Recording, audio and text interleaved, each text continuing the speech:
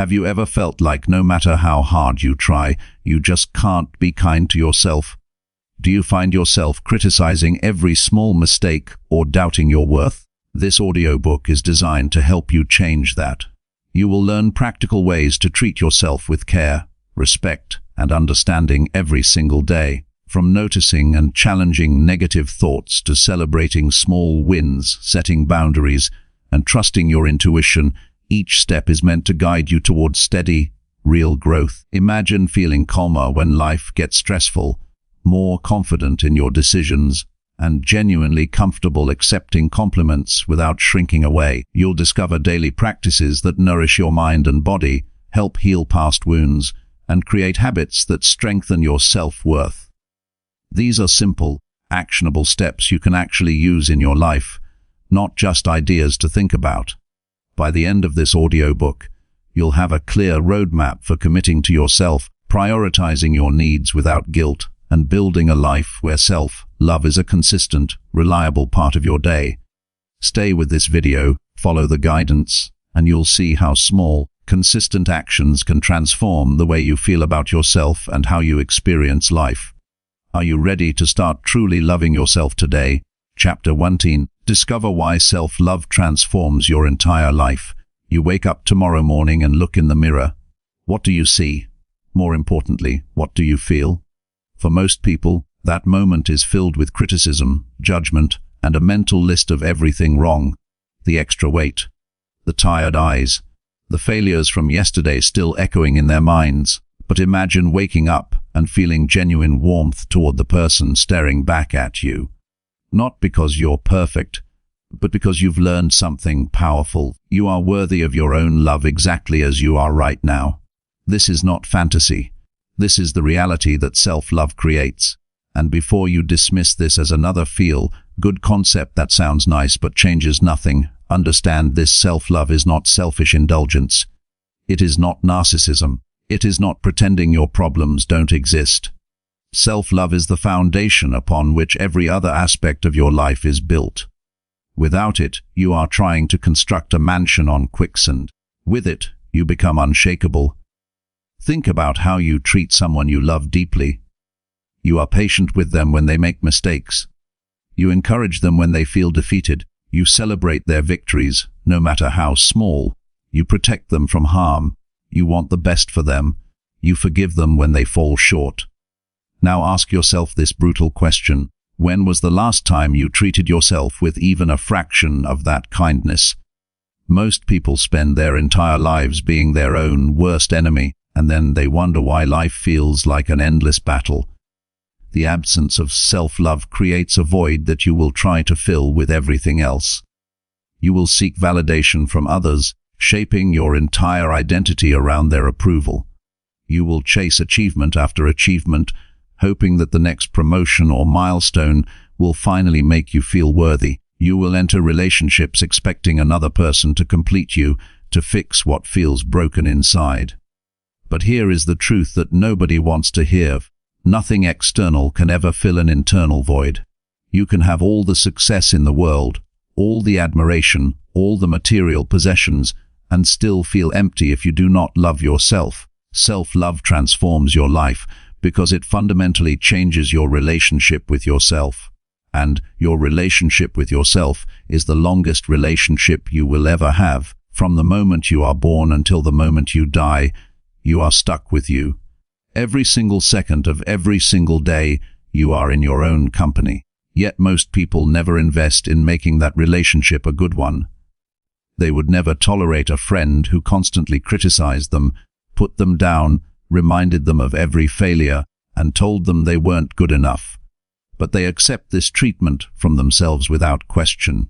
When you develop genuine self-love, your entire internal dialogue shifts. Instead of waking up and immediately cataloging your flaws, you approach yourself with compassion. You acknowledge that you are human, imperfect, and still learning. You recognize that mistakes are not evidence of your unworthiness, but proof that you are brave enough to try. This shift in perspective changes everything because it removes the constant background noise of self-hatred that drains your energy and clouds your judgment. Your decision-making improves dramatically when you love yourself. Think about it. When you believe you are worthless, you make choices that reflect that belief. You stay in toxic relationships because you think that's all you deserve. You accept mistreatment at work because you're afraid you won't find anything better. You neglect your health because you don't believe you're worth the effort. You abandon your dreams because you've already decided you're not capable of achieving them. Every choice becomes an act of self-sabotage. But when you truly love yourself, you start making decisions from a place of worthiness. You ask yourself, what would someone who loved themselves do in this situation? And then you do that. You leave the relationship that diminishes you. You set boundaries at work. You prioritize your health. You pursue your dreams with the confidence that you deserve to see what you're capable of achieving. Your choices become aligned with your well-being rather than your fears. Self-love also transforms your resilience. Life will knock you down, that is guaranteed. You will fail. You will face rejection. You will experience loss and disappointment and heartbreak. The question is not whether these things will happen, but how you will respond when they do. Without self-love, every setback confirms your worst beliefs about yourself. You failed because you're a failure. You were rejected because you're unlovable. You lost because you're not good enough. Each difficulty becomes evidence in the case you're building against yourself. With self-love, you develop the ability to separate what happens to you from who you are. You failed at something, but you are not a failure. Someone rejected you, but you are still lovable. You lost, but you are still worthy. This distinction is everything. It allows you to learn from difficulties without being destroyed by them. It gives you the strength to get back up because you know that your worth is not determined by your circumstances. Your relationships with others transform when you love yourself. This might seem counterintuitive. You might think that focusing on loving yourself means caring less about others. The opposite is true. When you don't love yourself, you enter relationships from a place of neediness and desperation. You cling. You people please. You lose yourself trying to be whatever you think others want you to be. You tolerate disrespect because you're terrified of being alone. These behaviors don't come from love. They come from fear and emptiness.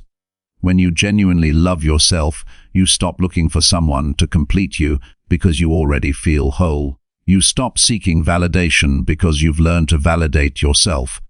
You stop tolerating mistreatment because you know you deserve better. This doesn't make you cold or distant. It makes you capable of authentic connection. You can love others freely without losing yourself. You can be generous without being a doormat. You can be vulnerable without being desperate. You attract healthier relationships because you are no longer willing to accept less than you deserve. Your physical health improves when you love yourself. Your body is not your enemy. It is not something to punish or wage war against.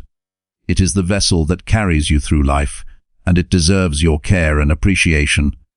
When you love yourself, you start treating your body with respect. You feed it nourishing food not because you hate how it looks, but because you want it to function well. You move it regularly not as punishment, but as celebration of what it can do. You rest when you need rest instead of pushing yourself to the point of collapse. You listen to its signals instead of ignoring them. The relationship between self-love and mental health is equally profound. Anxiety and depression often flourish in the soil of self-hatred. When you constantly criticize yourself, when you believe you're fundamentally flawed, when you see yourself as a burden or a disappointment, your mental health suffers. Self-love doesn't magically cure mental illness, but it creates an internal environment where healing becomes possible. It allows you to seek help without shame. It gives you compassion for your struggles instead of judgment. It reminds you that you deserve support and care. Your productivity and success shift when self-love becomes your foundation. This surprises people. They think self-love means being soft, complacent, accepting mediocrity. They believe that harsh self-criticism is necessary for achievement, that you need to berate yourself into excellence. But think about how you actually perform under constant criticism. You become anxious, paralyzed, afraid to take risks because you know failure will result in brutal self-punishment. You procrastinate because starting feels overwhelming. You give up easily because you've already decided you're not capable. Self-love creates sustainable motivation. When you love yourself, you pursue goals because you believe you deserve good things, not because you're trying to prove you're not worthless. You work hard because you respect your potential, not because you're running from shame. You handle setbacks with grace because your worth isn't on the line with every outcome. You take care of yourself during the pursuit of your goals instead of sacrificing your well-being in the name of achievement. This approach leads to greater success because it's sustainable. You don't burn out. You don't sabotage yourself. You keep going because the journey itself is an act of self-love. The transformation extends to how you experience joy. When you don't love yourself, you struggle to accept good things when they happen. Success feels uncomfortable because it doesn't match your internal narrative. Compliments bounce off because you don't believe them. Happiness feels fleeting because you're waiting for the other shoe to drop. You can't fully enjoy positive experiences because part of you believes you don't deserve them. Self-love removes these barriers. It allows you to receive goodness without suspicion. You can celebrate your victories without minimizing them. You can accept compliments with gratitude instead of deflection. You can experience joy fully because you believe you are worthy of it. Life becomes richer not because your circumstances are dramatically different, but because you are finally allowing yourself to experience them without the filter of unworthiness. This transformation is not instant. You will not wake up tomorrow with perfect self-love after decades of self-criticism. This is a practice, a journey, a commitment you make every single day. Some days will be easier than others. Some days you will fall back into old patterns of harsh judgment. That's okay. That's human. The goal is not perfection. The goal is progress. Each time you choose self-compassion over self-criticism, you are rewiring your brain. Each time you treat yourself with kindness, you are building new neural pathways. Each time you defend your worth instead of attacking it, you are becoming stronger. Start today. Start now. Look at yourself with fresh eyes. You are not your mistakes. You are not your struggles. You are not the harsh judgments others have placed upon you.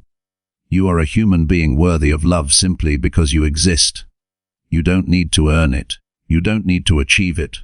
You don't need to be perfect to deserve it. You are worthy right now, exactly as you are, flaws and all. Self-love is not the destination. It is the vehicle that carries you toward the life you want to live. It is the foundation upon which you build everything else. It is the greatest gift you can give yourself, and once you truly understand its power, you will wonder how you ever lived without it. Your entire life transforms because everything flows from how you see yourself. Change that, and you change everything. Chapter 20. Release toxic shame blocking your self-acceptance. Shame sits in your chest like a stone you've carried so long you've forgotten it's there. You feel its weight in every interaction, every decision, every moment you hesitate before speaking your truth. Shame whispers that something is fundamentally wrong with you, that if people really knew who you were, they would turn away in disgust. This is not guilt, which says, I did something bad. Shame says, I am bad. And until you release this poison, self-acceptance remains impossible. Toxic shame operates in the shadows. It thrives on secrecy and silence. It convinces you that your struggles are unique, that everyone else has it figured out while you're barely holding it together. You walk through life wearing a mask, terrified that someone might see behind it. The energy required to maintain this facade is exhausting.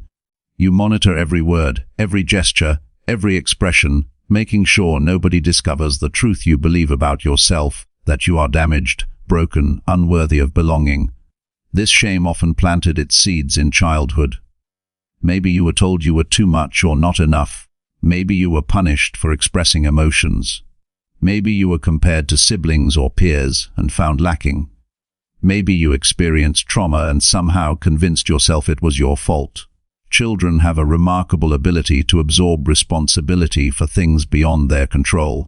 When bad things happen, Young minds often conclude, "This happened because something is wrong with me," rather than understanding that adults sometimes fail, that circumstances are often random. That cruelty says everything about the perpetrator and nothing about the victim. These early messages become the foundation of your shame. They are recorded in your nervous system, playing on repeat without your conscious awareness. An adult criticizes your work and suddenly you're 8 years old again, hearing that you're stupid. A romantic partner seems distant, and you're immediately transported back to feeling abandoned. Your body remembers what your mind tries to forget, and these memories shape how you move through the world decades later. Shame convinces you that hiding is survival. You learn to make yourself smaller, quieter, less visible. You apologize for taking up space. You downplay your achievements. You laugh off compliments. You agree with criticism even when it's unfair. You sacrifice your needs to avoid conflict. You stay silent when you have something valuable to contribute because the fear of judgment outweighs everything else.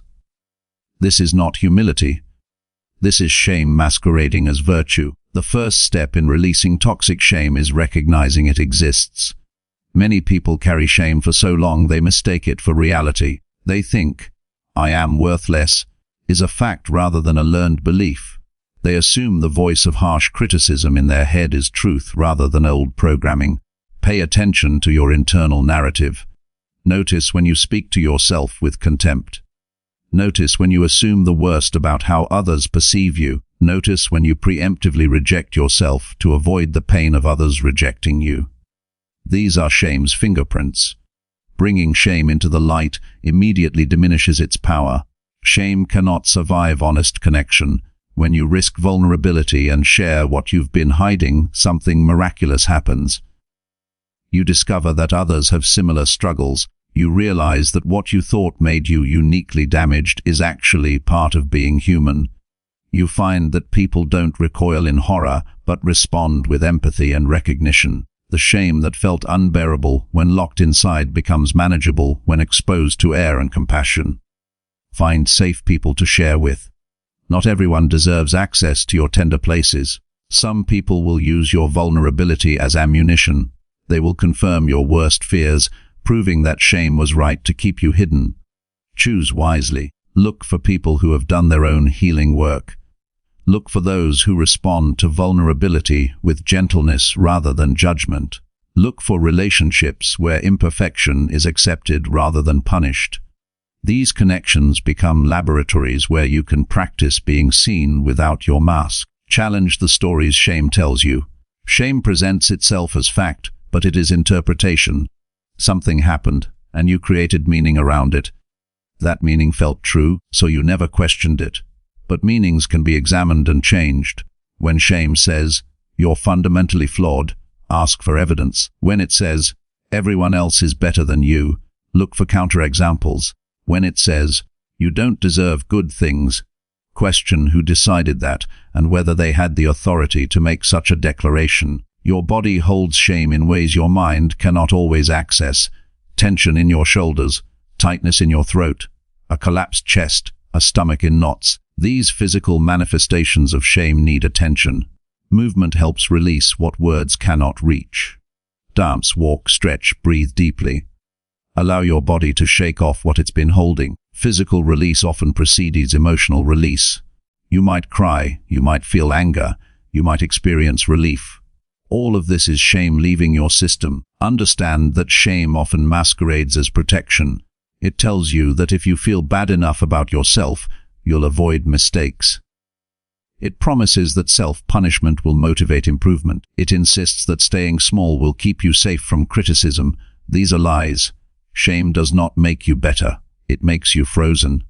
It does not keep you safe. It keeps you imprisoned. Real growth happens through compassion, not contempt. Forgiveness is essential in releasing shame, but not the kind of forgiveness people usually talk about. You don't need to forgive those who harmed you if you're not ready. What you must do is stop punishing yourself for things that were never your fault. Release yourself from the responsibility of fixing what others broke. Stop carrying their guilt as if it belongs to you. A child who was neglected did not cause that neglect. A person who was abused did not invite that abuse. Someone who made mistakes while doing their best does not deserve a lifetime sentence of self-hatred. Shame thrives on perfectionism. It sets impossible standards and then beats you for failing to meet them. You must be smarter, more attractive, more successful, more likable, more everything. And when you inevitably fall short because these standards are designed to be unreachable, shame says, "See, I told you that you weren't good enough." Break this cycle by embracing your humanity. You are allowed to be imperfect. You are allowed to struggle. You are allowed to need help. You are allowed to fail and try again. Notice how shame affects your choices. It keeps you in situations that harm you because you believe it's all you deserve. It prevents you from pursuing opportunities because you've decided in advance you'll fail. It stops you from expressing your needs because you've learned that your needs don't matter. It silences your voice because you've concluded that what you have to say isn't valuable. Every time you make a choice from shame, you reinforce its power over you. Start making different choices, small ones at first. Speak up in a meeting even though shame says you'll sound stupid. Wear something you love even though shame says you'll look ridiculous. Share your work even though shame says it's not good enough. Each time you act despite shame's protests, you prove it wrong. Each time you survive what shame promised would destroy you, you reclaim a piece of your power. Self-compassion is shame's antidote. When you notice shame arising, respond with kindness. Place your hand on your heart. Speak to yourself the way you would speak to someone you love who is suffering. Acknowledge that you're hurting. Remind yourself that struggle is part of being human. Offer yourself the comfort you need. This might feel awkward at first. You might resist it. Shame will tell you that you don't deserve compassion. Do it anyway.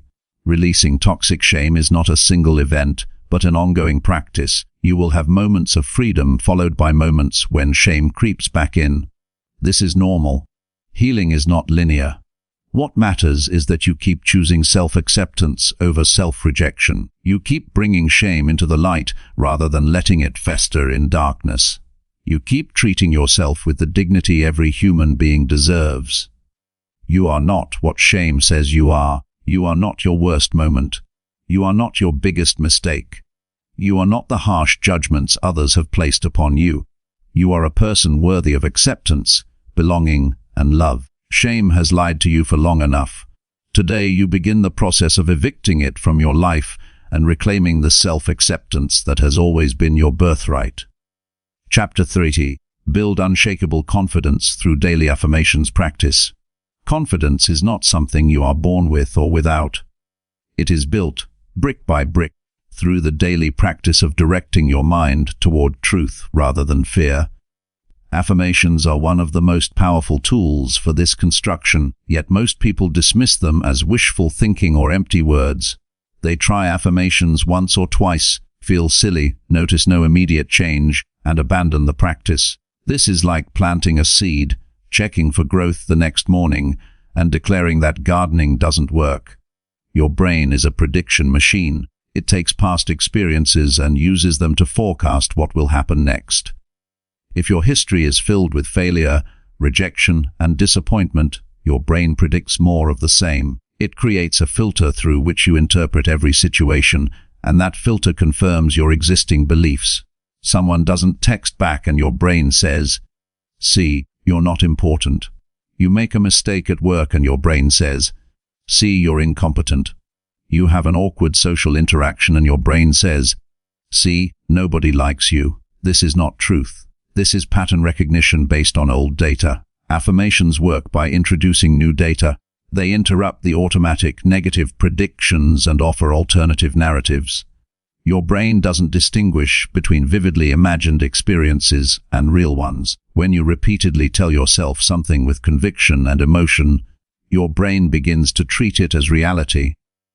Neural pathways strengthen with repetition. The thoughts you practice become the thoughts that arise automatically. This is not magic. This is neuroplasticity. Most people fail with affirmations because they choose statements that feel too far from their current reality. If you deeply believe you are worthless, saying, "I am perfect and amazing," creates cognitive dissonance so strong that your mind rejects the statement entirely. You need a bridge between where you are and where you want to be. Start with affirmations that feel possible even if they don't feel true yet. Instead of "I am confident," try "I am learning to trust myself more each day." Instead of "I am successful," try "I am capable of growth and improvement." These feel reachable, and reachable beliefs can take root. Timing matters more than most people realize. Your subconscious mind is most receptive in 2 windows: right after you wake up and right before you sleep. In these moments, your conscious critical mind is less active and suggestions slip past your usual defenses. Spend 5 minutes each morning speaking your affirmations aloud before you check your phone or engage with the world. Spend 5 minutes each evening repeating them as you lie in bed. This bookends your day with intentional programming rather than random input from external sources. Speak your affirmations out loud whenever possible. There is power in hearing your own voice declare something new. Written affirmations have value, and thinking them silently helps, but vocalization engages your body in the process. Your ears hear the words. Your vocal cords feel the vibration. Your whole system participates in creating this new reality. Stand in front of a mirror if you can. Look yourself in the eyes. This intensifies the practice because you are directly addressing the person who needs to hear these words most. Emotion is the amplifier that makes affirmations stick. Words alone are weak. Words spoken with feeling rewire your brain. When you say, "I am worthy of respect," don't just recite it mechanically. Feel what it would be like if this were completely true. Imagine walking into a room knowing your worth. Picture holding your head high. Sense the calm confidence in your body. Generate the emotion first, then speak the words. This combination of feeling and declaration creates lasting change. Resistance will arise. Your old programming will fight back. You will feel ridiculous. You will hear an internal voice mocking you, telling you that affirmations are stupid, that you're lying to yourself, that nothing will change. This resistance is actually a positive sign. It means you are threatening the status quo of your beliefs. Expect this pushback and continue anyway. The discomfort is temporary. The transformation is permanent. Specificity increases effectiveness. General affirmations like "I am great" lack the concrete detail that makes them believable. Instead, craft affirmations that address your specific struggles and goals. If you struggle with public speaking, your affirmation might be, "I speak clearly and confidently, and my message has value." If you struggle with relationships, try, "I am capable of healthy connection and deserving of mutual respect." If you struggle with money, use, "I make wise financial decisions and abundance flows into my life." Target the exact areas where your confidence needs building. Consistency trumps intensity. Practicing affirmations for an hour once a month accomplishes nothing. Practicing for 5 minutes every single day creates compound growth. Your brain needs repetition to form new pathways. Missing a day here and there is fine, but if you want results, this practice must become as non-negotiable as brushing your teeth. You don't brush your teeth only when you feel like it. You do it because you understand the consequences of neglect. Treat your mental programming with the same commitment. Pair affirmations with action. Words alone will not build unshakable confidence. You must also gather evidence through behavior. If you affirm, "I am brave," then do something brave that day, even if it's small. If you affirm, "I trust my abilities," then attempt something that requires you to rely on those abilities. Action validates your affirmations. Each time you do something aligned with your new beliefs, you create proof that the affirmations are true. This proof makes them easier to believe the next time you speak them. Track your progress. Keep a journal where you record your daily affirmations and note any shifts in your thinking or behavior. You might not notice gradual changes as they happen, but reviewing your entries over weeks and months reveals the transformation. You will see patterns. Situations that once triggered intense anxiety now feel manageable. Thoughts that once dominated your mind now appear less frequently. Behaviors that once felt impossible now feel natural. This documentation serves as evidence when doubt creeps in. Personalize your practice. There is no single correct way to use affirmations. Some people prefer writing them, some speak them during walks, some record themselves and listen during commutes, some create visual reminders on their bathroom mirror or phone wallpaper. Experiment until you find what resonates. The best practice is the one you will actually maintain. Expand beyond words. Visualization enhances affirmation work. After speaking your affirmation, close your eyes and see yourself embodying it. If your affirmation is about confidence, visualize yourself in situations that typically intimidate you, but now you are calm and assured. See the details. Notice how you stand, how you breathe, how you engage. Make the mental movie as vivid as possible. Your brain processes these visualizations as rehearsals, preparing you for the real thing. Community amplifies results. Share your practice with trusted friends or join groups focused on personal development. When others witness your commitment and share their own affirmations, accountability increases. You inspire each other. You normalize the practice of deliberately shaping your thoughts. You celebrate each other's growth. Confidence built in isolation is strong. Confidence built in supportive community is unshakable. Remember that doubt does not disqualify your affirmations. You do not need to believe something completely for it to begin working. You simply need to be willing to consider it might be true. Start there. Be open to the possibility. Repeat the words anyway. Over time, willingness becomes belief. Belief becomes knowing. Knowing becomes your lived experience. The voice in your head has been speaking to you your entire life. Most of what it says was programmed before you could question it. You absorbed messages from parents, teachers, peers, media, and experiences. Many of those messages were false, yet you accepted them as gospel.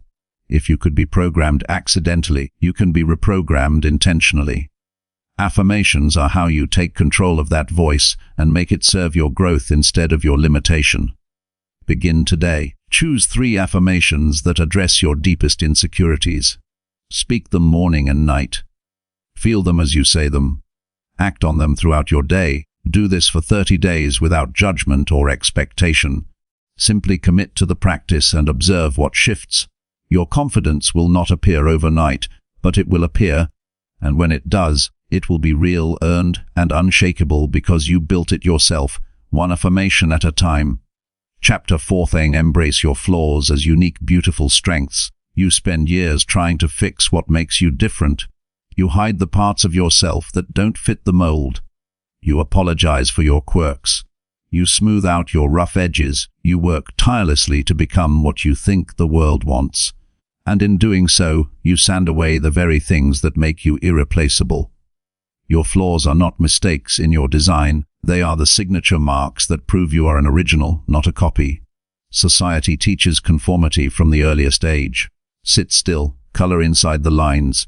Don't ask too many questions. Be like everyone else. Anyone who stands out gets labeled as problematic, too loud, too quiet, too sensitive, too intense, too ambitious, too lazy. The message is clear: your natural way of being is wrong, and you need correction. So you learn to twist yourself into shapes that feel unnatural just to gain acceptance. You trade authenticity for approval, never realizing the cost of that transaction. What you call flaws are often simply characteristics that don't serve the narrow definition of normal. You are deeply emotional in a world that values stoicism. You are introspective in a culture that celebrates extroversion. You are creative in environments that demand linear thinking. You are spontaneous in systems that require rigid planning. None of these traits are wrong. They are simply different from what surrounding circumstances reward. But different is not defective. Consider what happens when you reframe your perceived weaknesses. Your sensitivity, which you've spent years trying to suppress, allows you to notice subtleties others miss. You read rooms effortlessly. You understand unspoken needs. You create art that moves people because you feel deeply. Your tendency to overthink, which you've judged as anxiety, is actually a sophisticated analytical mind examining problems from every angle. Your impatience, which you've labeled as a character flaw, reflects high standards and a drive for excellence. Your stubbornness is actually conviction and loyalty to your values. Every trait exists on a spectrum and shows up differently depending on context. Aggression in one setting becomes assertiveness in another. Caution becomes wisdom. Recklessness becomes courage. Detachment becomes objectivity. The same quality that causes problems in your personal life might be your greatest asset professionally. The characteristic that made you feel broken in one environment might make you brilliant in another. You are not fundamentally flawed. You have simply been judging yourself by the wrong standards. Your imperfections make you relatable. Polished perfection creates distance. People cannot connect with flawlessness because they cannot see themselves in it. When you share your struggles, your uncertainties, your humanness, you give others permission to be human too. Your vulnerability becomes a bridge. Your admitted weaknesses create safety for others to lower their masks. The things you hide in fear of rejection are often the very things that would create genuine connection if you revealed them. Some of your greatest strengths emerged directly from your struggles. The empathy you possess developed because you experienced pain and learned to recognize it in others. The resilience you carry was forged in difficulties that could have destroyed you. The wisdom you offer comes from mistakes you made and lessons you learned the hard way. The patience you demonstrate grew from situations that tested you beyond what you thought you could endure. These qualities did not exist despite your flaws. They exist because of them. Perfectionism is a prison that keeps you from living fully. You wait to start the business until you have everything figured out. You hold back from relationships until you fix yourself. You refuse to share your work until it's flawless. You stay on the sidelines of your own life, preparing and perfecting and never actually participating.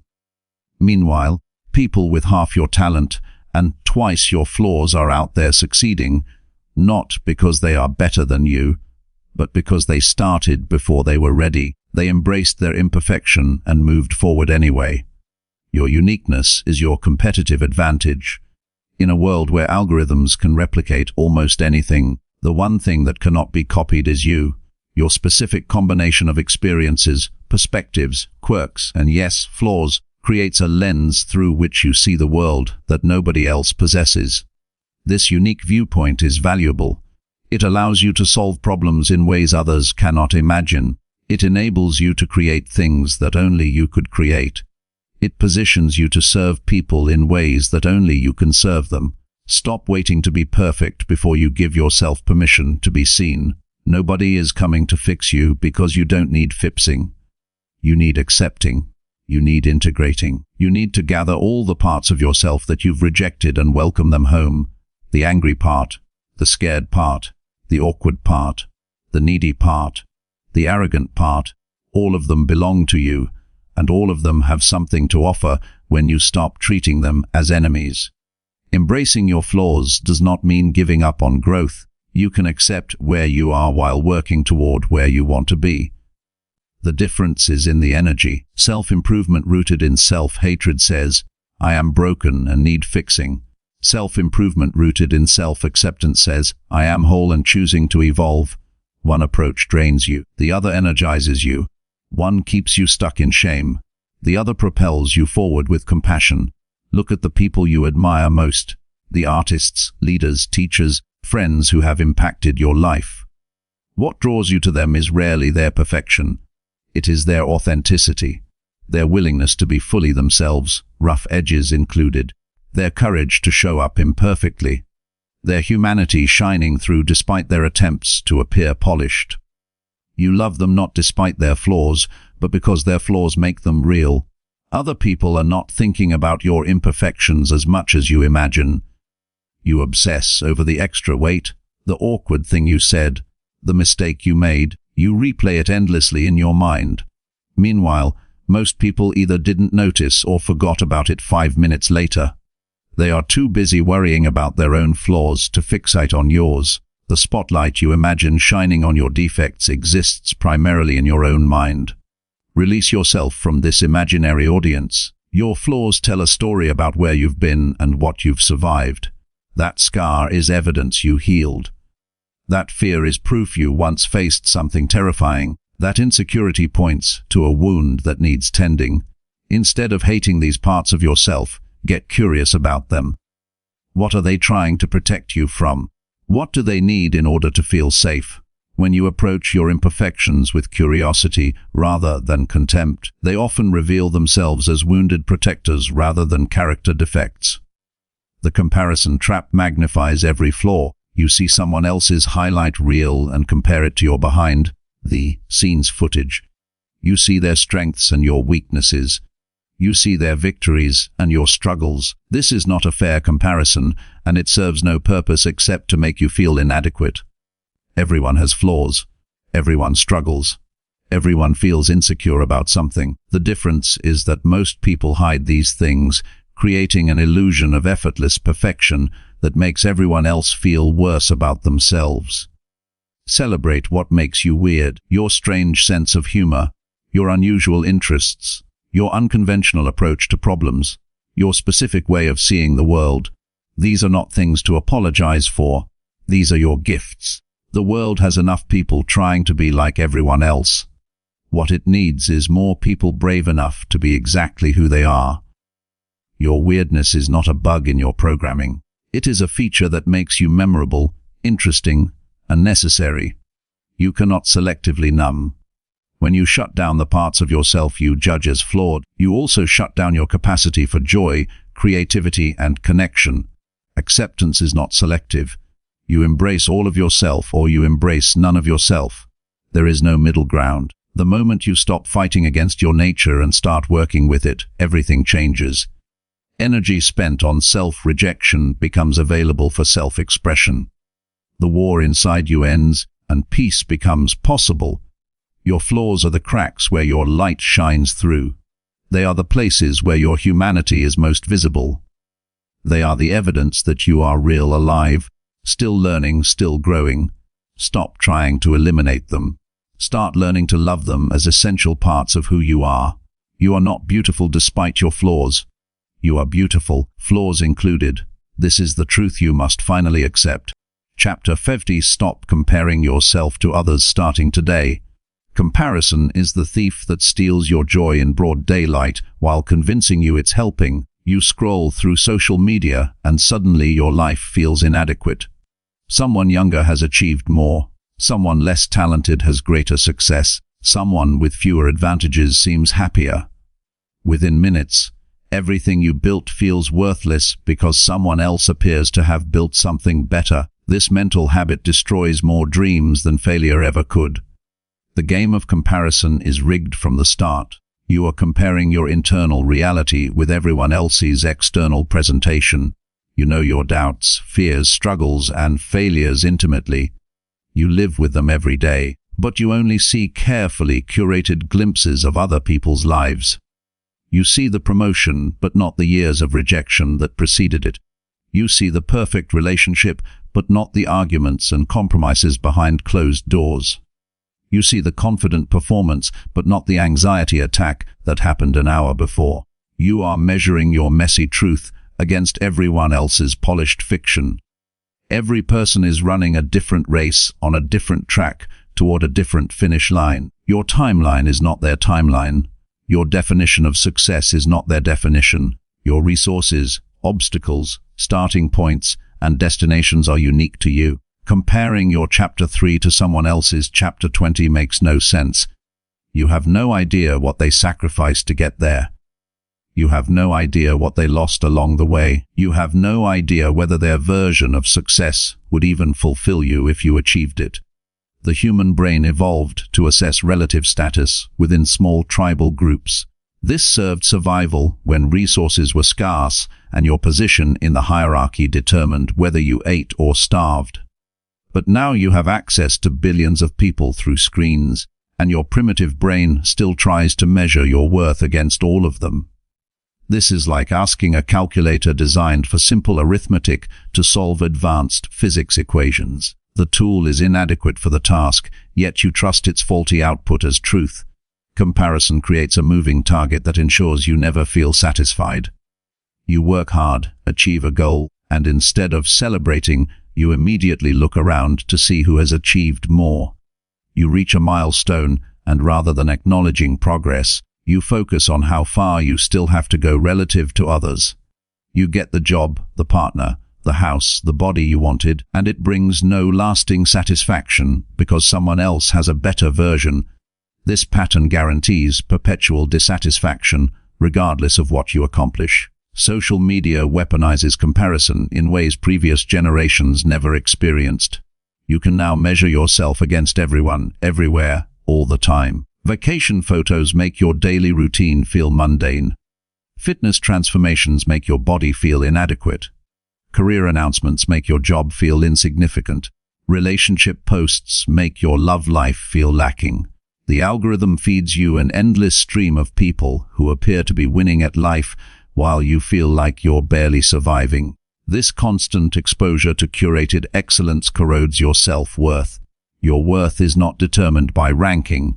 You are not more valuable when you are ahead or less valuable when you are behind. A flower does not compete with the flower next to it. It simply blooms. A tree does not measure its height against neighboring trees. It grows according to its nature, yet humans have convinced themselves that their value depends on being better, faster, richer, prettier, smarter than everyone around them. This belief is learned, not innate, which means it can be unlearned. Focus shifts everything.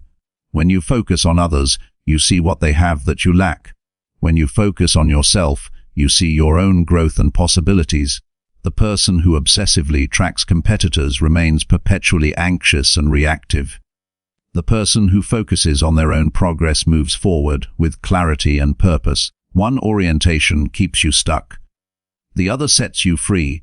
The choice of where to direct your attention is always yours. Comparison corrupts your relationship with your own achievements. You finish a project you're proud of, then see someone else's work and suddenly yours feels mediocre. You accomplish something significant, then hear about someone else's accomplishment and yours feels small. You rob yourself of deserved satisfaction because you're too busy looking sideways to recognize your own forward movement. This habit trains you to minimize your victories and magnify your shortcomings. Envy reveals desire. When you feel jealous of what someone else has, that feeling contains information. It shows you what you value. It points toward what you might want to pursue. But instead of using envy as data, most people weaponize it against themselves. They feel envious, then feel ashamed for feeling envious, then spiral into self-judgment about being a terrible person. Envy is just a signal. It is not a moral failing. Acknowledge it, extract the useful information, and move on. You can admire without diminishing yourself. It is possible to recognize excellence in others while maintaining confidence in your own path. You can celebrate someone else's success without treating it as evidence of your inadequacy. You can learn from people ahead of you without concluding that you are behind. Admiration and inspiration feel light. Comparison and envy feel heavy. Pay attention to the quality of the emotion. One expands your possibilities. The other contracts them. The people you compare yourself to are also comparing themselves to others. That person you envy is scrolling through feeds feeling inadequate about someone else. That successful person you admire is doubting themselves in ways you cannot imagine. Everyone is fighting battles you cannot see. Everyone feels insufficient in some area of their life. The person who seems to have it all together is struggling with something. Understanding this doesn't make your struggles disappear, but it breaks the illusion that you're uniquely deficient. Comparison prevents presence. You cannot fully experience your life while you're busy evaluating how it measures up to everyone else's. You sit at dinner with loved ones, but your mind is elsewhere, calculating whether your life looks as good as the lives you saw online today. You achieve something wonderful, but you're already looking ahead to the next thing, because someone else has already done that too. You miss the beauty of your own existence because you're too busy grading it. Unfollow, mute, and curate ruthlessly. If seeing someone's content consistently makes you feel worse about yourself, remove it from your feed. This is not jealousy or pettiness. This is self-preservation. You would not invite someone into your home who insulted you every day. Why allow that dynamic to unfold in your digital space? Protect your mental environment with the same care you protect your physical environment. Surround yourself with content that inspires rather than deflates you. Redirect comparison energy toward self-improvement. Instead of measuring yourself against others, measure yourself against who you were yesterday. Are you kinder than you were last month? Are you braver than you were last year? Are you learning, growing, evolving? These are the only comparisons that matter because they focus on what you can control. You cannot control what others achieve. You can only control your own effort, choices, and progress. Gratitude dissolves comparison. When you feel yourself spiraling into the comparison trap, list 3 things you appreciate about your life right now. Not things you wish you had, things you already have. This simple practice shifts your focus from scarcity to abundance. It reminds you that your life contains value, even if it looks different from the lives you see online. It grounds you in your own reality instead of someone else's illusion. Comparison has never once made you better. It has never motivated lasting positive change. It has never brought you peace or satisfaction. It has only made you feel inadequate, anxious, and stuck. Notice this pattern. Recognize that this mental habit serves no useful purpose. It is not keeping you humble. It is not driving you toward excellence. It is simply making you miserable. You can choose differently. You can opt out of this game entirely. Your journey is yours alone. Nobody else is qualified to walk your path. Nobody else has your combination of gifts, challenges, resources, and circumstances. Nobody else sees the world through your eyes. Nobody else carries your specific history. Trying to live someone else's life, even an improved version of your own life based on external standards, is a betrayal of your unique purpose. Honor your path by walking it fully instead of constantly glancing at everyone else's trail. Today you decide. You stop measuring your worth by how you stack up against others. You stop scrolling through highlight reels and using them as evidence of your inadequacy. You stop postponing happiness until you reach some arbitrary milestone that someone else has already passed. You reclaim your attention, your energy, and your peace. You commit to your own journey with the understanding that it is incomparable because it is uniquely yours. Chapter 60. Forgive yourself for past mistakes and failures. You carry your past like chains wrapped around your ankles, dragging behind you wherever you go. That decision you regret from 5 years ago still wakes you at 3 in the morning. That relationship you ruined plays on repeat in your mind. That opportunity you squandered haunts your present choices. You have apologized to others, made amends where possible, and changed your behavior, yet you refuse to grant yourself the one thing that would set you free: forgiveness. You hold yourself hostage to history, serving a life sentence for crimes you have already paid for. Self-forgiveness feels impossible because you believe you don't deserve it. You think forgiveness must be earned through sufficient suffering, that if you punish yourself long enough, you will eventually atone for what you did wrong. But this logic is flawed. Punishment does not erase the past. It does not undo harm. It does not make you a better person. It simply keeps you frozen in guilt, unable to move forward, unable to become who you could be. You are trying to change the past by destroying your future, and it will never work. The person who made those mistakes no longer exists. You are not the same person you were when you made those choices. You have gained knowledge, perspective, and wisdom that your younger self did not possess. You have grown through consequences and reflection. You have evolved through pain and learning, holding your current self accountable for the limited understanding of your past self is like punishing an adult for the mistakes they made as a child. It makes no sense, yet you do it constantly. Forgiveness does not mean declaring that what happened was acceptable. You can acknowledge that your actions caused harm while also releasing the death grip of perpetual self-condemnation. You can recognize that you were wrong while also understanding that you were doing the best you could with the awareness and resources you had at that time. You can take responsibility without taking on the role of permanent villain in your own story. These positions are not contradictory. They are the balanced view that allows healing. Your mistakes do not define your character. A good person can make terrible choices. A kind person can act cruelly in moments of pain.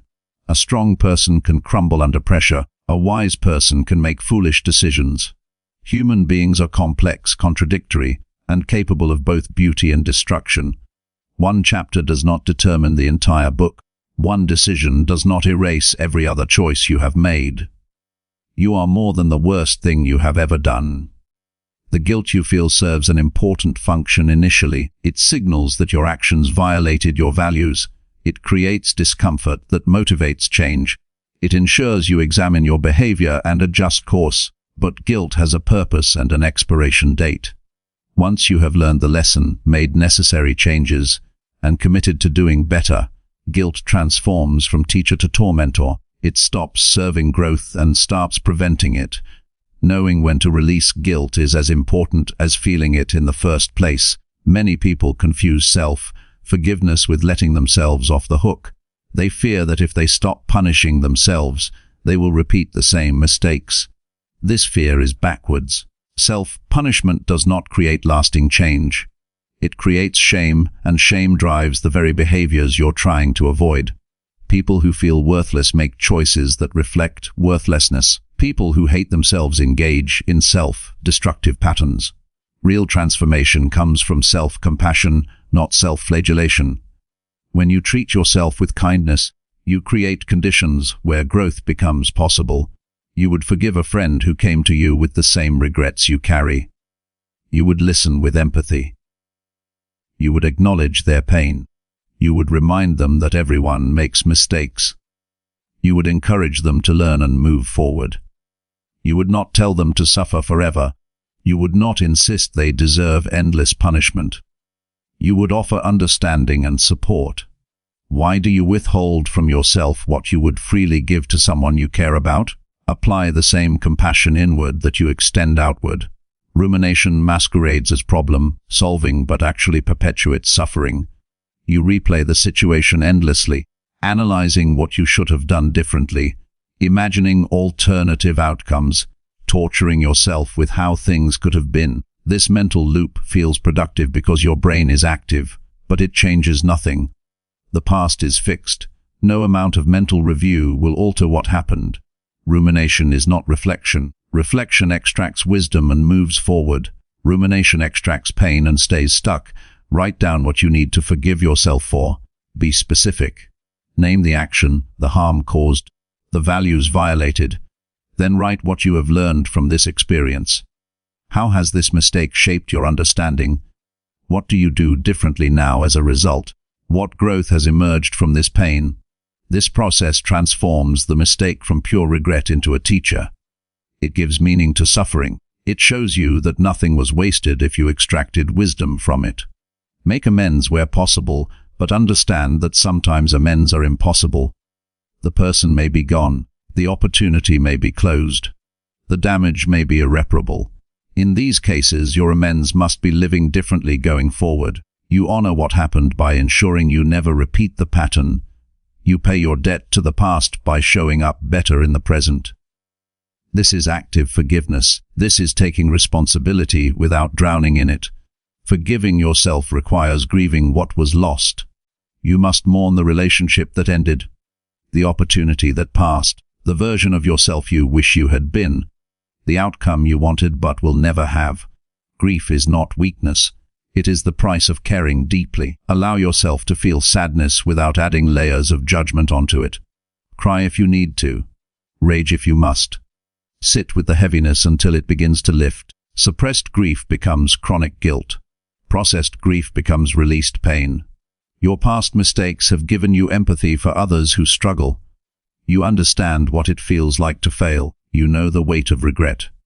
You recognize the complexity of human behavior. This understanding makes you more compassionate, more patient, more willing to give others the grace you wish you had given yourself earlier. Your scars become qualifications. Your failures become the foundation of your wisdom. What broke you has also equipped you to help others who are breaking. Stop revisiting the scene of the crime. Your mind wants to return to past mistakes. Examine them from every angle. Relive the shame. This is a habit, not a necessity. When your thoughts drift toward old regrets, gently redirect them. Notice the pattern without indulging it. Say to yourself, I have learned from this and I am choosing to move forward. Repeat as many times as needed. You are training your brain to release what it has been clutching. This takes practice, but it works. Forgiveness is a decision you make repeatedly, not a single moment of release. Some days will be easier than others. Some triggers will resurrect old guilt. This is normal. Healing is not linear. You do not fail at forgiveness because shame resurfaces. You simply practice the decision again. You remind yourself of what you have already learned. You choose compassion over condemnation. You redirect your focus toward who you are becoming rather than who you were. Consider the impact of staying stuck. What does refusing to forgive yourself cost you? What opportunities do you avoid because you believe you don't deserve them? What relationships do you sabotage because you think you're not worthy? What joy do you reject because you've decided you should suffer? The cost of unforgiveness is not just internal pain. It is external limitation. It is a smaller life than you could live. It is potential unrealized because you're too busy punishing yourself to pursue it. You are allowed to start over. You are allowed to be different than you were. You are allowed to outgrow your old choices and step into new ones. You are allowed to close chapters that no longer serve you. You are allowed to write a different story going forward. Nothing about your past disqualifies you from your future unless you insist on carrying it like a burden instead of treating it like a lesson. Today you choose freedom. You acknowledge what happened without letting it define what happens next. You take responsibility for your actions without accepting a lifetime sentence of shame. You grant yourself the forgiveness you have earned through growth, change, and commitment to doing better. You release the chains and walk forward lighter, wiser, and ready to live fully in the present instead of dying slowly in the past. This is not weakness. This is liberation. This is the gift you finally give yourself. Chapter 70. Create healthy boundaries, protecting your mental peace. Creating healthy boundaries is not about pushing people away. It is about finally pulling yourself back into your own life. For a long time, many people confuse kindness with self-erasure. They believe being available at all times is a virtue, that saying yes proves loyalty, that tolerating discomfort is the price of connection. Over time, this belief quietly drains mental peace. Boundaries are the moment you decide that your energy, time, and emotional stability are not unlimited resources for others to consume. Mental peace begins when you recognize that every interaction has a cost. Not a dramatic cost, but a subtle one. Each conversation, request, obligation, and expectation takes a small portion of your attention. When those portions are given without intention, your mind becomes crowded. Boundaries are how you choose what deserves space in your inner world. They are not walls, they are filters. They allow what nourishes you to enter while keeping out what slowly exhausts you. One of the hardest truths to accept is that discomfort often appears before peace. When you start setting boundaries, people may react. Some will feel confused. Some will feel entitled to the old version of you. Others may test your resolve, not because they are cruel, but because they benefited from your lack of limits. This does not mean you are doing something wrong. It means you are changing the rules of how your life is accessed. Growth always disrupts old patterns. Healthy boundaries require clarity. You cannot protect what you have not defined. This starts with honest self-awareness. You must notice what drains you, what overwhelms you, and what leaves you feeling resentful afterward. Resentment is often a signal that a boundary is missing. It is your inner voice saying that something crossed a line you never named out loud. Instead of ignoring that feeling, listen to it. It carries information about your needs. Boundaries are also deeply connected to self-respect. When you consistently ignore your limits, your mind learns that your needs are negotiable. Over time, this creates internal conflict. You may appear calm on the outside while feeling tense inside. Mental peace returns when your actions align with your values. Saying no when something does not feel right is an act of alignment. It tells your nervous system that you are safe with yourself. Many people fear that boundaries will make them seem cold or selfish. In reality, clear boundaries make relationships healthier. They remove unspoken expectations and prevent emotional overload. When you communicate your limits calmly and directly, You reduce misunderstandings. You give others a clear map of how to interact with you. This clarity often leads to deeper respect, even if it takes time. It is important to understand that boundaries are not explanations. You do not owe lengthy justifications for protecting your peace. Over-explaining often comes from guilt, not necessity. A simple, respectful statement is enough. When you stop trying to convince others to approve of your boundaries, you reclaim authority over your choices. Approval is optional. Self-trust is essential. Another overlooked aspect of boundaries is how you treat your own thoughts. Mental peace is not only influenced by external demands but also by internal pressure.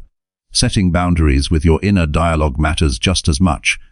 Constant self-criticism, replaying past mistakes, or worrying about hypothetical futures all drain mental energy. You are allowed to interrupt these patterns. You can choose to redirect your attention. This is an internal boundary, and it is powerful. Time boundaries are equally important. When your schedule is constantly full, your mind never rests. Rest is not laziness, it is maintenance. Protecting quiet time allows your thoughts to settle. It gives your nervous system space to recover. Without this space, even small challenges feel heavy. When you guard your time intentionally, you create room for clarity, creativity, and emotional balance. Emotional boundaries teach you where responsibility ends. You are not required to absorb everyone else's feelings. Empathy does not mean self-sacrifice. You can care without carrying. This distinction protects mental peace more than most people realize. When you stop taking responsibility for emotions that are not yours, your mind becomes lighter. You respond instead of react. You support without losing yourself. Boundaries also evolve. What worked in one season of your life may no longer serve you. Growth changes capacity. Responsibilities shift. Energy fluctuates. Re-evaluating boundaries is not inconsistency. It is awareness. Checking in with yourself regularly keeps your limits relevant. Mental peace is maintained through ongoing adjustment, not rigid rules. There will be moments when enforcing boundaries feels lonely. This is temporary. It is the quiet space between old patterns and new stability. Over time, the relationships that remain become more balanced. They operate on mutual respect instead of obligation. The peace that comes from this balance is not loud or dramatic. It is steady. It feels like relief. Creating healthy boundaries also teaches others how to treat you. Not through lectures, but through consistency.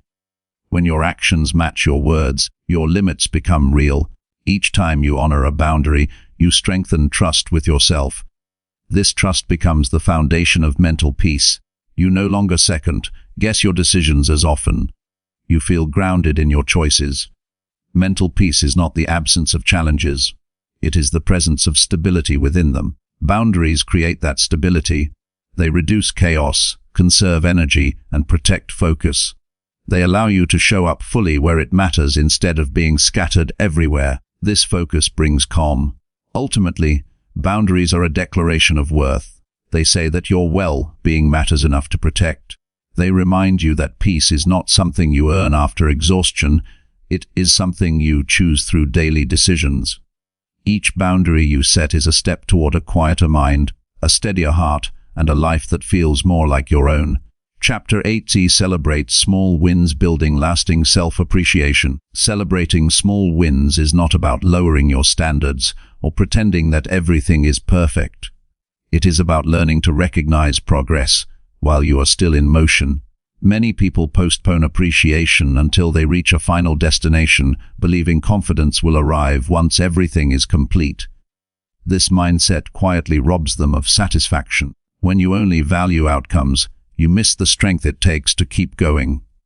Small wins are evidence that you are moving, adjusting, and growing even when the finish line feels far away. Self-appreciation grows through acknowledgement.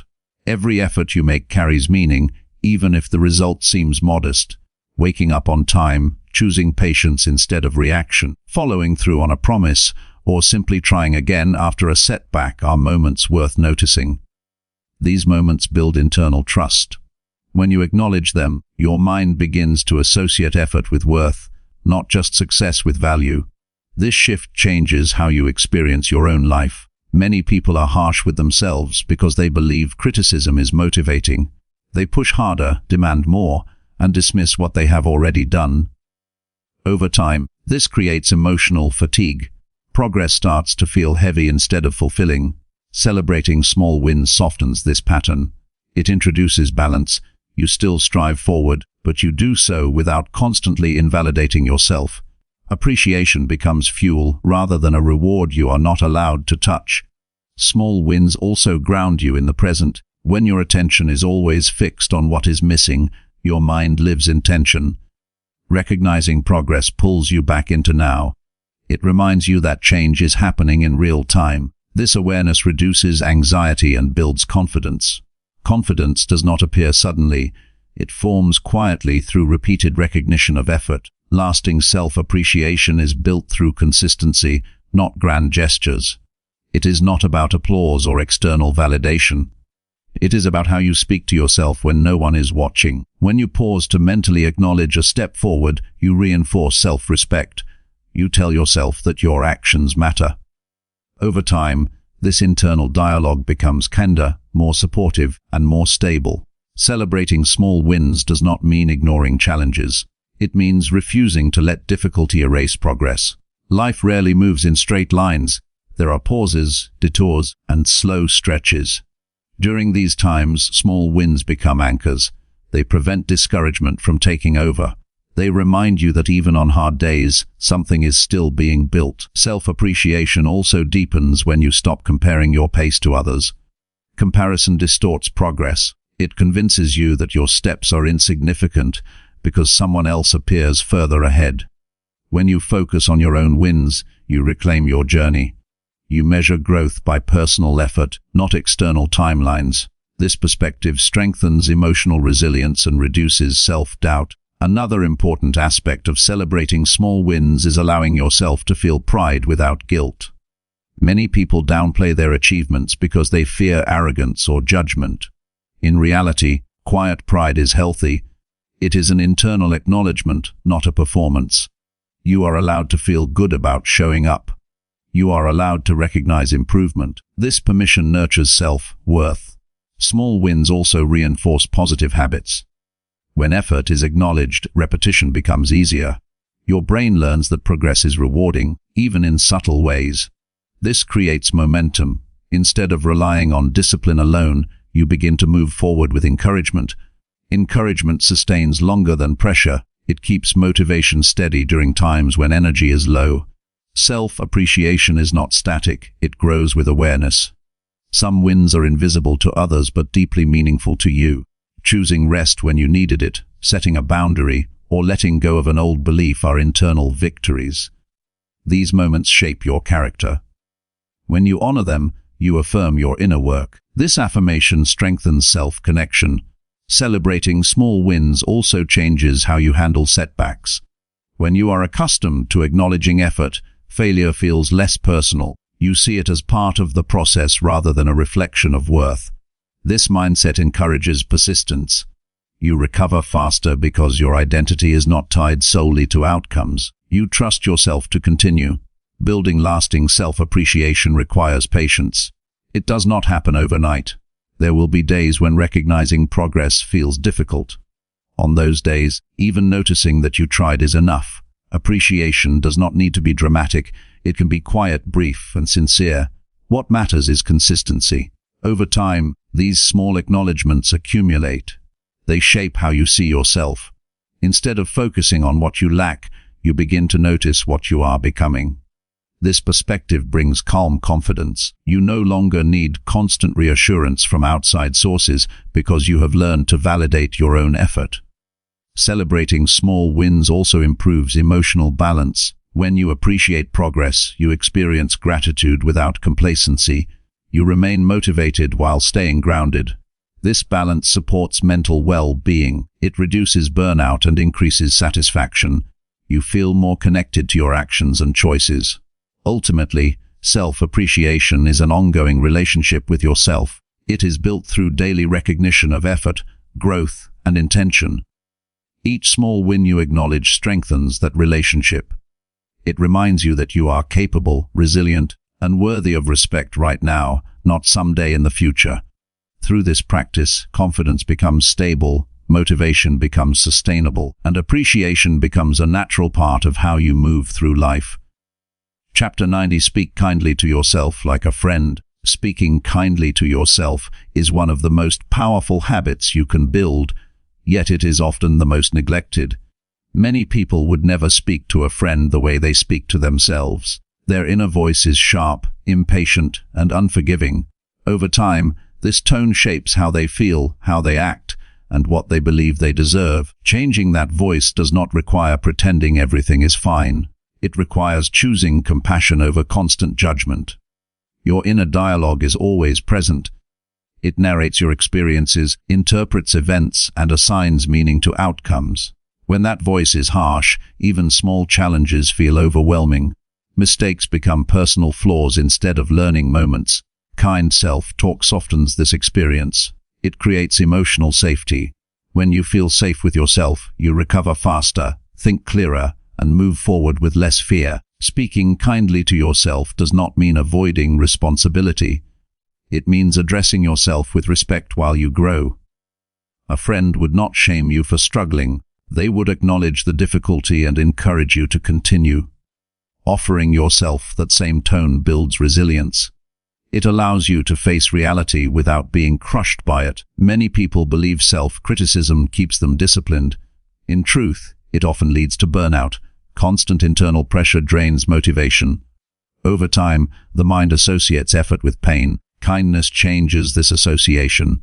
When you speak to yourself with patience, effort feels supportive rather than punishing. Progress becomes sustainable instead of exhausting. The way you talk to yourself during setbacks matters deeply. When something goes wrong, your first response sets the emotional direction. Harsh words escalate stress. Gentle words create stability. Saying to yourself that you are learning, adapting, and allowed to be human keeps challenges in perspective. This perspective protects mental health and emotional balance. Kind self-talk also influences confidence. Confidence is not the absence of doubt, it is the presence of encouragement. When your inner voice reminds you of past efforts and current strengths, doubt loses power. You become more willing to try again. This willingness is where growth lives. Many people are unaware of how negative their self-talk has become because it feels normal. It has been practiced for years. Awareness is the first shift. Listening to your inner voice without judgment reveals patterns.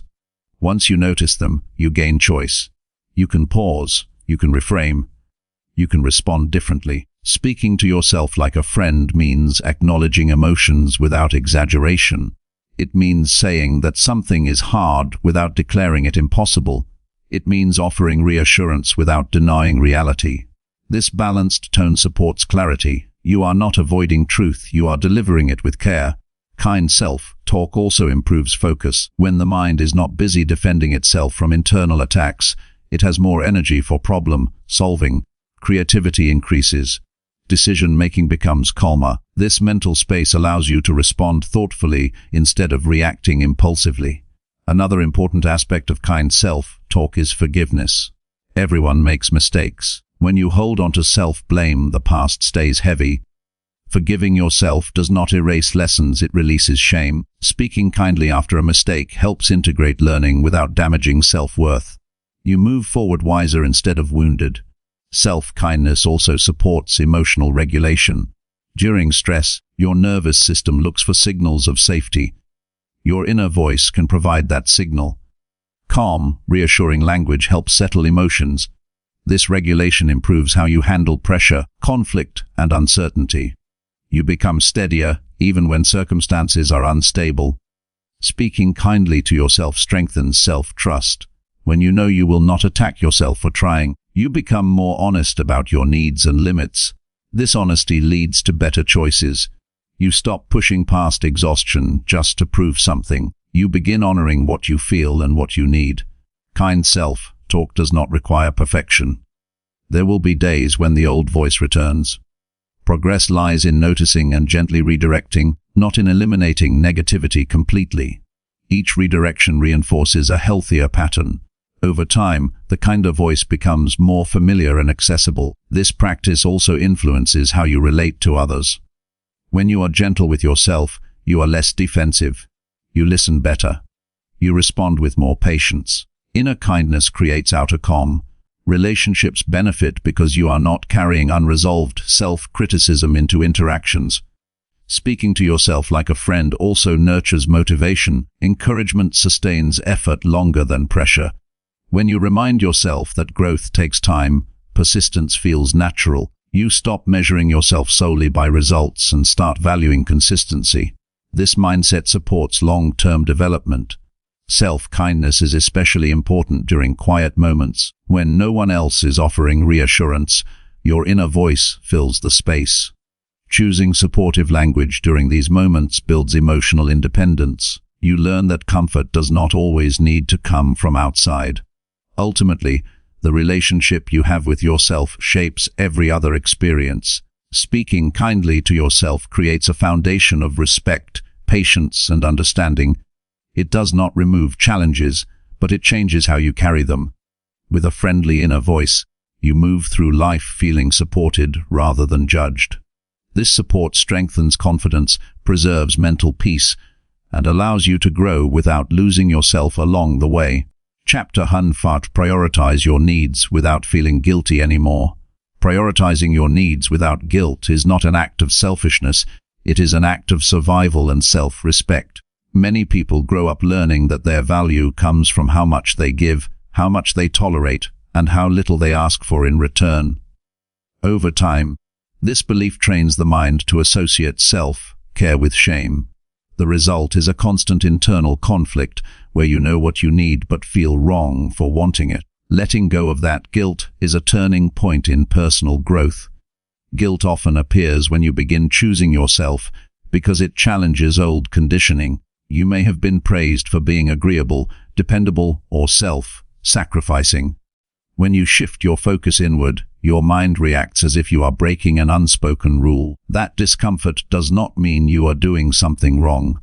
It means you are unlearning patterns that no longer serve you. Your needs are not excessive demands. They are signals from your mind and body about what is required to function well. Rest, boundaries, emotional support, time alone, and meaningful connection are not luxuries. Ignoring these needs leads to exhaustion, resentment, and emotional imbalance. Prioritizing them restores stability. When you take care of yourself, you become more present, patient, and grounded. One reason guilt persists is the fear of disappointing others. You may worry that choosing yourself will cause conflict or rejection. While not everyone will understand your choices immediately, sacrificing your well-being to maintain approval comes at a high cost. Over time, this sacrifice erodes self-worth. Prioritizing your needs teaches you that approval is optional, but inner peace is essential. Learning to meet your own needs also changes how you relate to responsibility. You begin to recognize what is truly yours to carry and what is not. Taking responsibility for everything around you is unsustainable. When you release what does not belong to you, mental clarity improves. You conserve energy for what truly matters. This clarity reduces stress and increases confidence in decision-making. Guilt often fades when you realize that honoring your needs benefits others indirectly. When you are rested, emotionally balanced, and fulfilled, you show up more authentically, you listen better, you communicate more clearly, you are less reactive. This creates healthier interactions. Choosing yourself does not mean abandoning others, it means engaging from a place of strength rather than depletion. Another important shift is understanding that needs change over time. What you required in the past may differ from what you require now. Growth brings new priorities. Acknowledging this change is not betrayal, it is awareness. Giving yourself permission to evolve removes pressure to remain who you once for the comfort of others.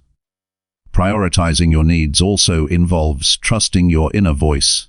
Many people ignore intuition because it conflicts with expectations. That inner voice is often the first to notice imbalance. Listening to it builds self-trust. Each time you honor what you need, you reinforce the belief that you are capable of caring for yourself. This belief strengthens independence and emotional security, Letting go of guilt does not happen instantly. It is a gradual process of choosing yourself repeatedly until it feels natural. At first, you may feel uneasy after saying no or taking time for yourself. Over time, that unease is replaced by relief. Relief signals alignment. It tells you that your actions match your values. It is also important to separate guilt from empathy. Caring about others does not require self-neglect. You can be compassionate while still maintaining limits. Healthy empathy includes yourself. When you include yourself in your circle of care, balance is restored. You no longer operate from extremes of giving or withdrawing. Prioritizing your needs encourages honest communication.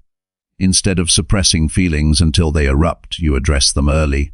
This honesty prevents misunderstandings and emotional buildup. It allows relationships to adjust rather than fracture. Clear communication rooted in self-respect often leads to mutual understanding, even if it takes time. As you practice prioritizing your needs, your self-image begins to shift. You no longer see yourself as someone who must earn rest or justify boundaries. You recognize that your needs are valid by default. This recognition builds confidence. Confidence reduces guilt because you trust your judgment. Choosing yourself also teaches patience. Not every need can be met instantly, but acknowledging them is the first step. Even small acts of self-consideration matter. Taking a break, asking for help, or allowing yourself to slow down sends a powerful message to your nervous system that you are safe and supported. Over time, prioritizing your needs becomes less about resistance and more about rhythm. You learn when to push forward and when to pause. You stop measuring your worth by productivity alone. You begin valuing balance. This balance supports long-term well-being and emotional resilience. Ultimately, releasing guilt around your needs is about redefining what it means to be a good person. Goodness does not require constant self-denial. It includes honesty, care, and respect for your own limits. When you honor your needs without apology, you step into a more authentic version of yourself. This authenticity brings peace, clarity, and a deeper sense of fulfillment that no external approval can replace. Chapter 11. Heal childhood wounds affecting your self-worth. Healing childhood wounds that affect self-worth is not about blaming the past or reliving pain endlessly. It is about understanding how early experiences quietly shape the way you see yourself today. Many beliefs you carry did not begin with you. They were formed when you were young, vulnerable, and dependent on others for safety, approval, and love. When those needs were inconsistently met, misunderstood, or ignored, your mind created stories to make sense of it. Those stories often became the foundation of self-worth. As a child, you interpreted the world personally. When affection felt conditional, you may have learned that love must be earned. When emotions were dismissed, you may have learned that your feelings were inconvenient. When praise was rare or unpredictable, you may have learned that you were never quite enough. These conclusions were not facts, but survival strategies. They helped you adapt. The problem is that they followed you into adulthood, long after they were needed. Unhealed childhood wounds often show up subtly. They influence how you react to criticism, how you seek validation, and how you treat yourself during failure. You may feel an urge to prove your worth through achievement, people-pleasing, or perfectionism. You may fear abandonment or rejection even in safe relationships. These patterns are not flaws. They are echoes of unmet needs asking to be acknowledged. Healing begins with recognition. You cannot change what you refuse to see. This does not require detailed memories or dramatic events. Sometimes the wound is simply the absence of support, consistency, or emotional safety. Allowing yourself to name that absence is powerful. It validates the younger version of you who adapted without understanding why things felt hard. Self-worth improves when you separate who you are now from what you experienced then. The child you were did not have the tools, language, or power to change their environment. The adult you are now does. When you recognize this difference, compassion replaces judgment. You stop asking why you were not stronger and start honoring how resilient you had to be. One of the most important steps in healing is allowing yourself to feel without minimizing. Many people downplay their experiences because others had it worse, or because they were taught to be grateful no matter what. pain does not compete. If something affected you, it matters. Giving yourself permission to feel sadness, anger, or confusion without shame releases emotional tension that has been stored for years. Healing also involves rewriting internal narratives. The beliefs you formed as a child were conclusions based on limited information. As an adult, you can revisit them with clarity. You can question whether you were truly unworthy or simply unsupported. You can challenge the idea that love must be earned. Each time you question an old belief, you weaken its grip on your present self. Another key part of healing is consistency. Childhood wounds often come from inconsistency in care or attention. You heal by becoming consistent with yourself, showing up for your needs, honoring your emotions, and keeping promises to yourself builds trust internally.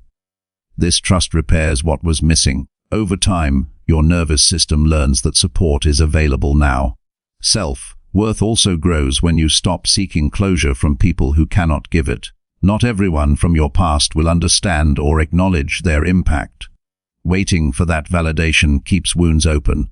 Healing does not require their agreement. It requires your acceptance of what happened and your decision to care for yourself differently moving forward. Gentleness is essential in this process. Healing is not linear. Some days you may feel strong and clear. Other days old feelings may resurface unexpectedly. This does not mean you are regressing. It means layers are being processed. Speaking to yourself with patience during these moments reinforces safety. Safety is the foundation of healing.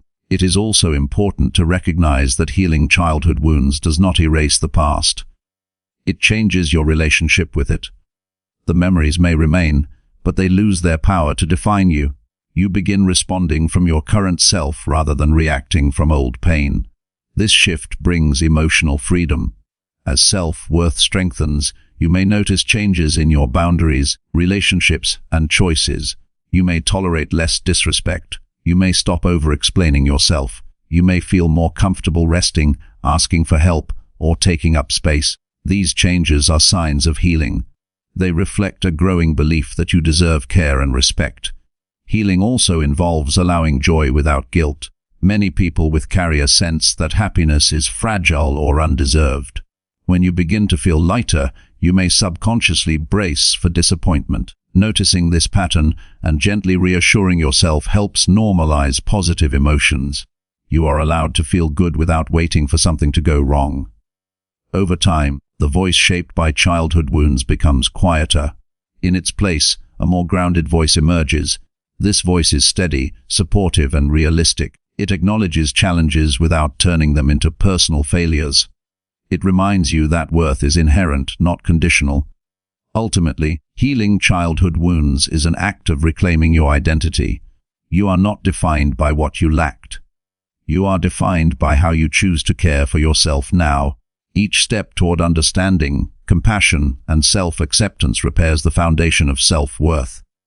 With patience and consistency, the past loosens its hold, and you move forward feeling more whole, secure, and deserving of a life built on respect and kindness toward yourself. Chapter 12 Use challenge negative thoughts, destroying your self-image. Negative thoughts rarely announce themselves as harmful. They often sound familiar, logical, and even protective. They appear as quiet conclusions about who you are, what you deserve, or what you are capable of. Over time, these thoughts shape your self-image without asking for permission. Challenging them is not about forced positivity. It is about reclaiming authority over your inner narrative and refusing to let unexamined beliefs define you. Many negative thoughts were learned, not chosen. They developed through repeated experiences, comments, comparisons, or moments of disappointment. Your mind absorbed patterns and turned them into shortcuts. These shortcuts were meant to help you predict outcomes and avoid pain. The problem is that what once felt protective can later become limiting. When you treat old assumptions as facts, your self-image shrinks. Challenging negative thoughts begins with awareness. You cannot change what you automatically accept as truth. Paying attention to how you talk to yourself during mistakes, stress, or quiet moments reveals a lot. Notice the tone. Notice the certainty. Negative thoughts often speak in absolutes. They leave no room for growth or context. Recognizing this pattern creates distance. Distance creates choice. Your thoughts are interpretations, not verdicts. Just because a thought appears does not mean it is accurate or useful. The mind generates content constantly, influenced by mood, memory, and expectation. When you learn to question rather than obey these thoughts, their power weakens. Asking whether a thought is fair, balanced, or helpful interrupts its influence. Self-image improves when you stop identifying with every passing judgment. A thought that says you are not good enough is a statement, not an identity. Treating it as temporary information instead of a personal truth changes how it affects you. You can acknowledge its presence without letting it dictate your behavior or self-worth. Negative thoughts often focus on perceived flaws while ignoring context. They highlight moments of failure without considering effort, intention, or progress. Challenging them involves expanding the picture. When you remind yourself of what you have learned, endured, or improved, the narrative becomes more accurate. Accuracy matters more than optimism. It is also important to notice when negative thoughts compare you to others. Comparison distorts reality by presenting incomplete information. You rarely see the full story of someone else's struggles. Measuring yourself against curated images or selective outcomes creates unfair standards. Redirecting focus to your own path restores perspective and reduces self-judgment. Challenging negative thoughts does not mean arguing aggressively with yourself. It means responding calmly and firmly. You are not trying to silence the mind but to guide it. A balanced response acknowledges difficulty while refusing exaggeration. This approach builds trust internally. Your mind learns that it does not need to attack you to be heard. Another powerful shift is separating behavior from identity. Making a mistake does not make you a failure. Struggling does not make you weak. Negative thoughts often blur this line. Clarifying it protects self-image. You can take responsibility for actions without turning them into labels.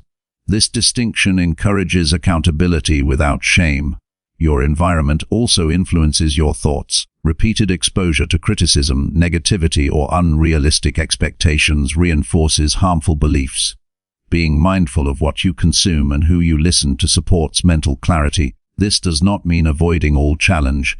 It means choosing input that encourages growth rather than self-doubt. Challenging negative thoughts requires patience. These patterns did not form overnight, and they do not dissolve instantly. There will be moments when old beliefs resurface. Progress lies in noticing sooner and responding differently. Each interruption weakens the habit. Over time, the space between thought and reaction grows. Self-image strengthens when you replace judgment with curiosity. Instead of asking what is wrong with you, ask what is happening within you. Curiosity invites understanding. Understanding leads to change. This shift transforms internal conflict into self-support. Negative thoughts often thrive during fatigue or stress.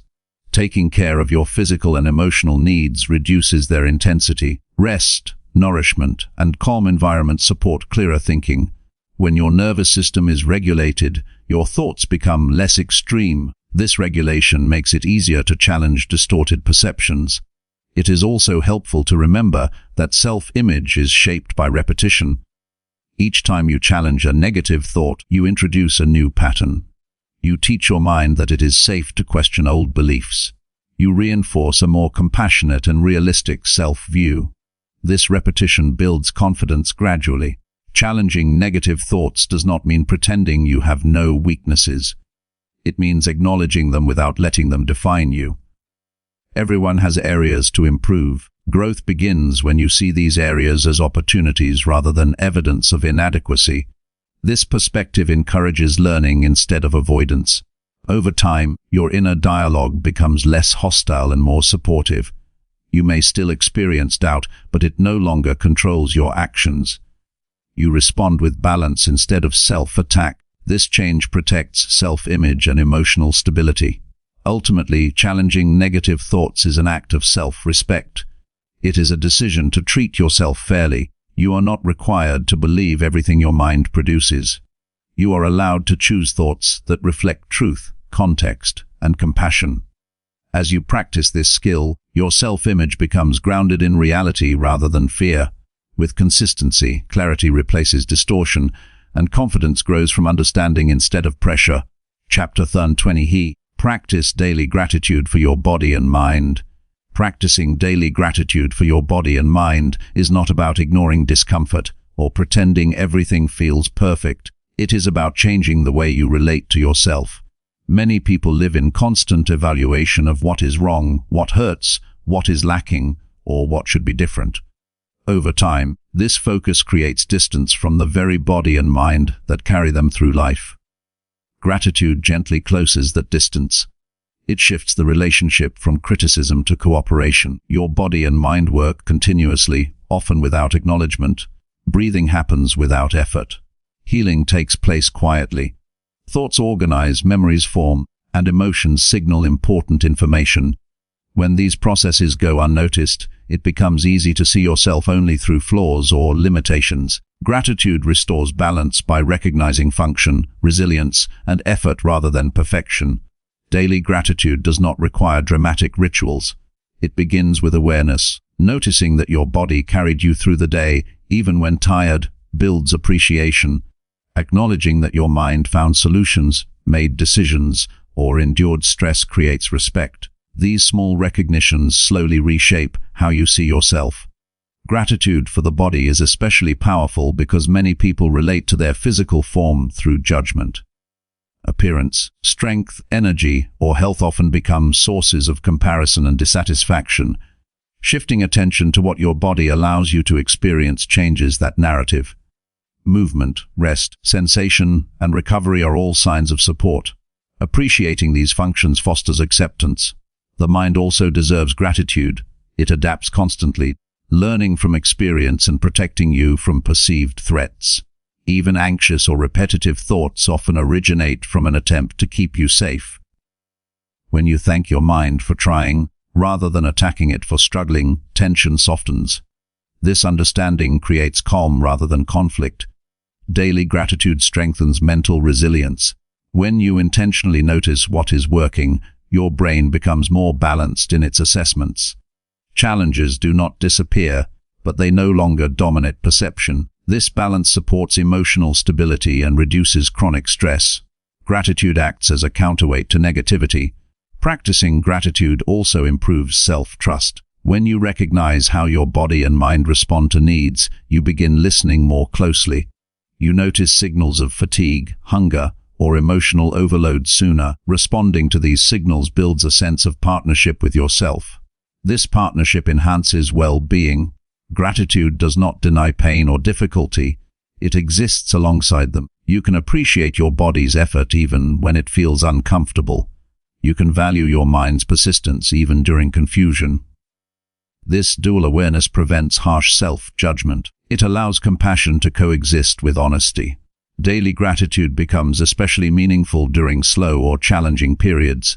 When progress feels limited, appreciation reminds you that presence itself has value. Surviving a difficult day, maintaining composure, or simply continuing forward are reasons for acknowledgement. These moments often go unnoticed, yet they reflect strength. Practicing gratitude also influences how you age and adapt. Bodies change, minds evolve. Resisting these changes creates frustration. Gratitude encourages acceptance. When you appreciate what your body and mind offer now, you reduce fear of loss. Acceptance brings peace and flexibility. Gratitude improves the way you care for yourself. When you appreciate something, you naturally want to protect it. Thanking your body encourages healthier choices without pressure. Valuing your mind promotes rest and boundaries. Care becomes a response to respect rather than obligation. Another important aspect of gratitude is consistency. Occasional appreciation is helpful, but daily practice creates lasting change. Repetition trains attention. Over time, your default focus shifts from deficiency to sufficiency. This shift alters mood, confidence, and self-image. Gratitude also supports emotional healing. When you appreciate your body and mind, you validate their experiences. You recognize how they have adapted to stress, healed from strain, and learned from mistakes. This recognition reduces internal conflict. You stop viewing yourself as something to fix and start seeing yourself as something to support. Daily gratitude can be quiet and private. It does not need to be shared or recorded. A simple mental acknowledgement in the morning or evening is enough. What matters is sincerity. Genuine appreciation strengthens neural pathways associated with calm and contentment. Gratitude also enhances presence. When you thank your senses, thoughts, or abilities, you connect more deeply to the moment. This connection reduces rumination and worry. Presence brings clarity. Clarity supports better decisions and emotional balance. As gratitude becomes a habit, self-criticism loses intensity. It becomes harder to attack what you regularly appreciate. The inner tone softens. Encouragement replaces judgment. This change improves motivation and reduces burnout. Gratitude for the body and mind also fosters patience. You understand that healing, learning, and growth take time. Instead of rushing or forcing change, you allow processes to unfold. Patience reduces stress and supports long-term well-being. Ultimately, practicing daily gratitude is about recognizing partnership. Your body and mind are not obstacles to overcome. They are allies navigating life with you. When you acknowledge their effort, you strengthen that alliance. This strength brings peace, stability, and a deeper sense of respect for yourself. Over time, gratitude transforms how you live within yourself.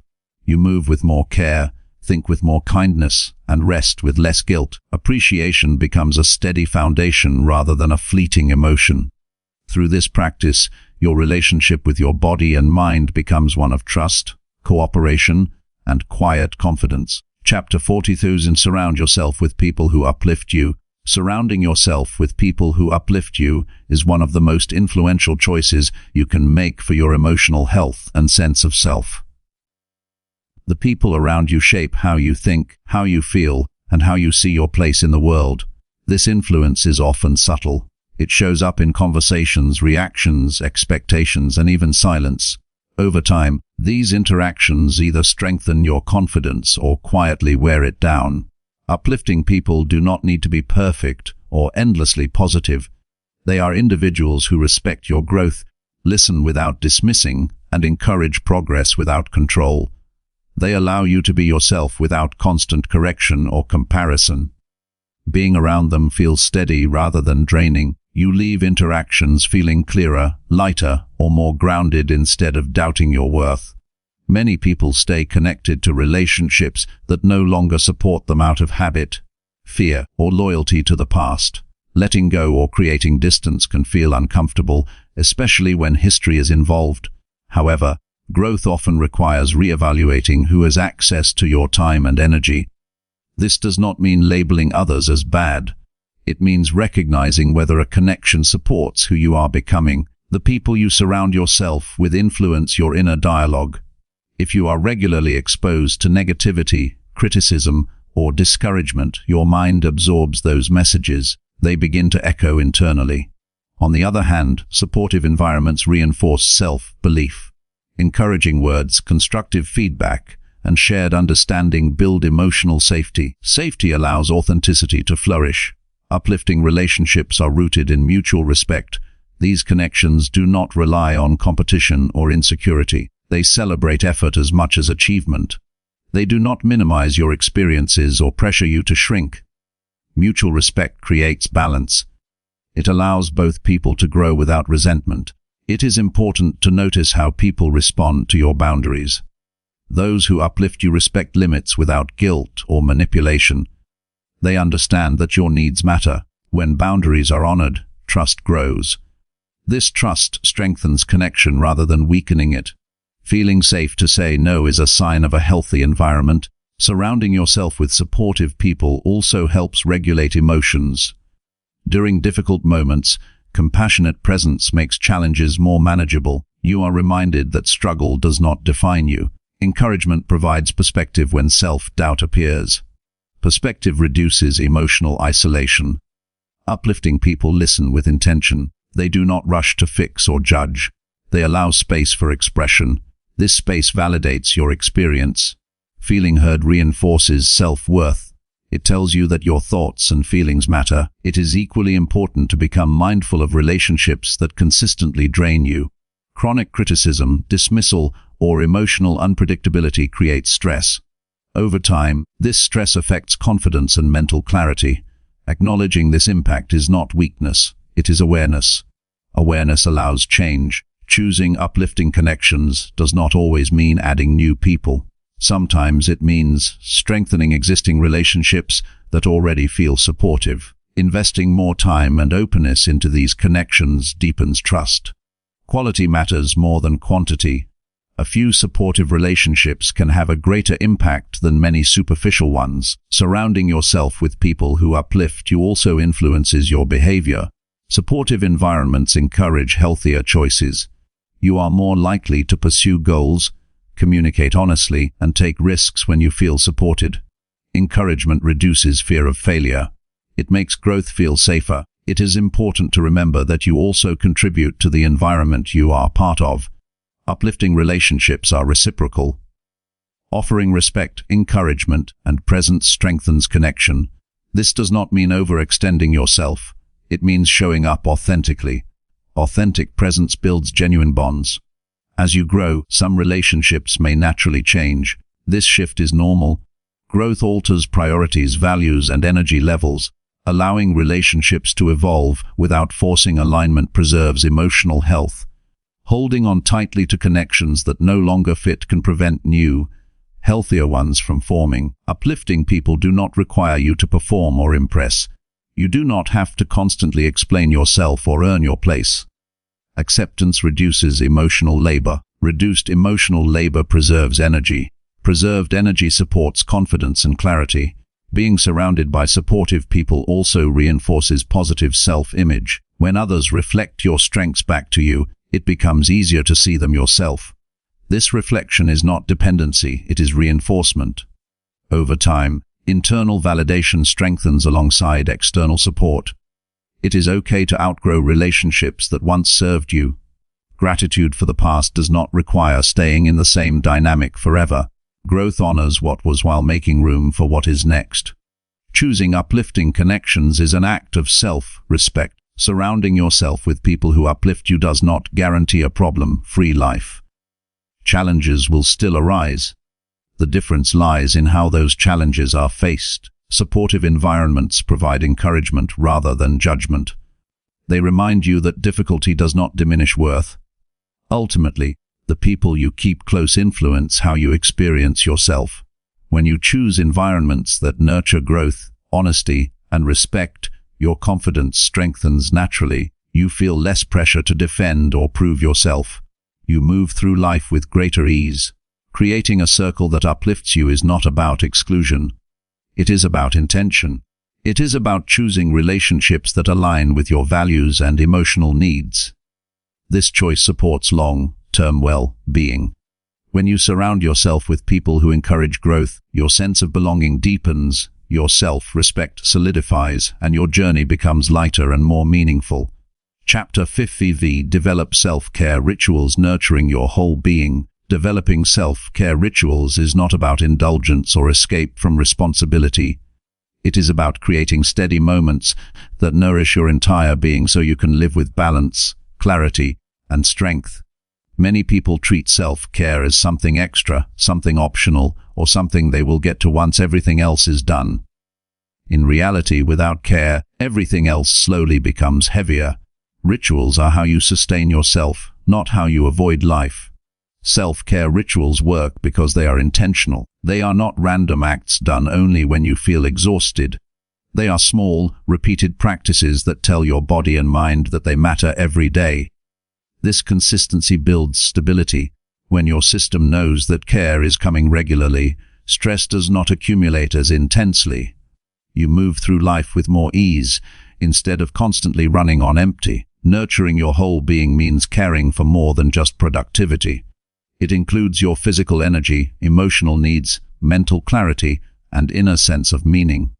When one area is ignored, the others eventually feel the strain. Self-care rituals help keep these areas connected. They remind you that you are not a machine designed only to perform, but a human designed to feel, think, rest, and grow. Physical care is often the most visible part of self-care, yet it is frequently rushed or minimized. Gentle movement, proper rest, hydration, and mindful nourishment are forms of respect for your body. When these actions become rituals rather than afterthoughts, your relationship with your body changes. You stop seeing it as something to push and start seeing it as something to support. Emotional care is equally important. Many people suppress emotions to stay functional, believing they will deal with them later. Rituals that allow emotional processing prevent buildup. This could mean quiet reflection, journaling, or moments of stillness where you check in with how you actually feel. Giving emotions space reduces inner tension and increases self-understanding. Mental care involves how you manage stimulation, information, and internal pressure.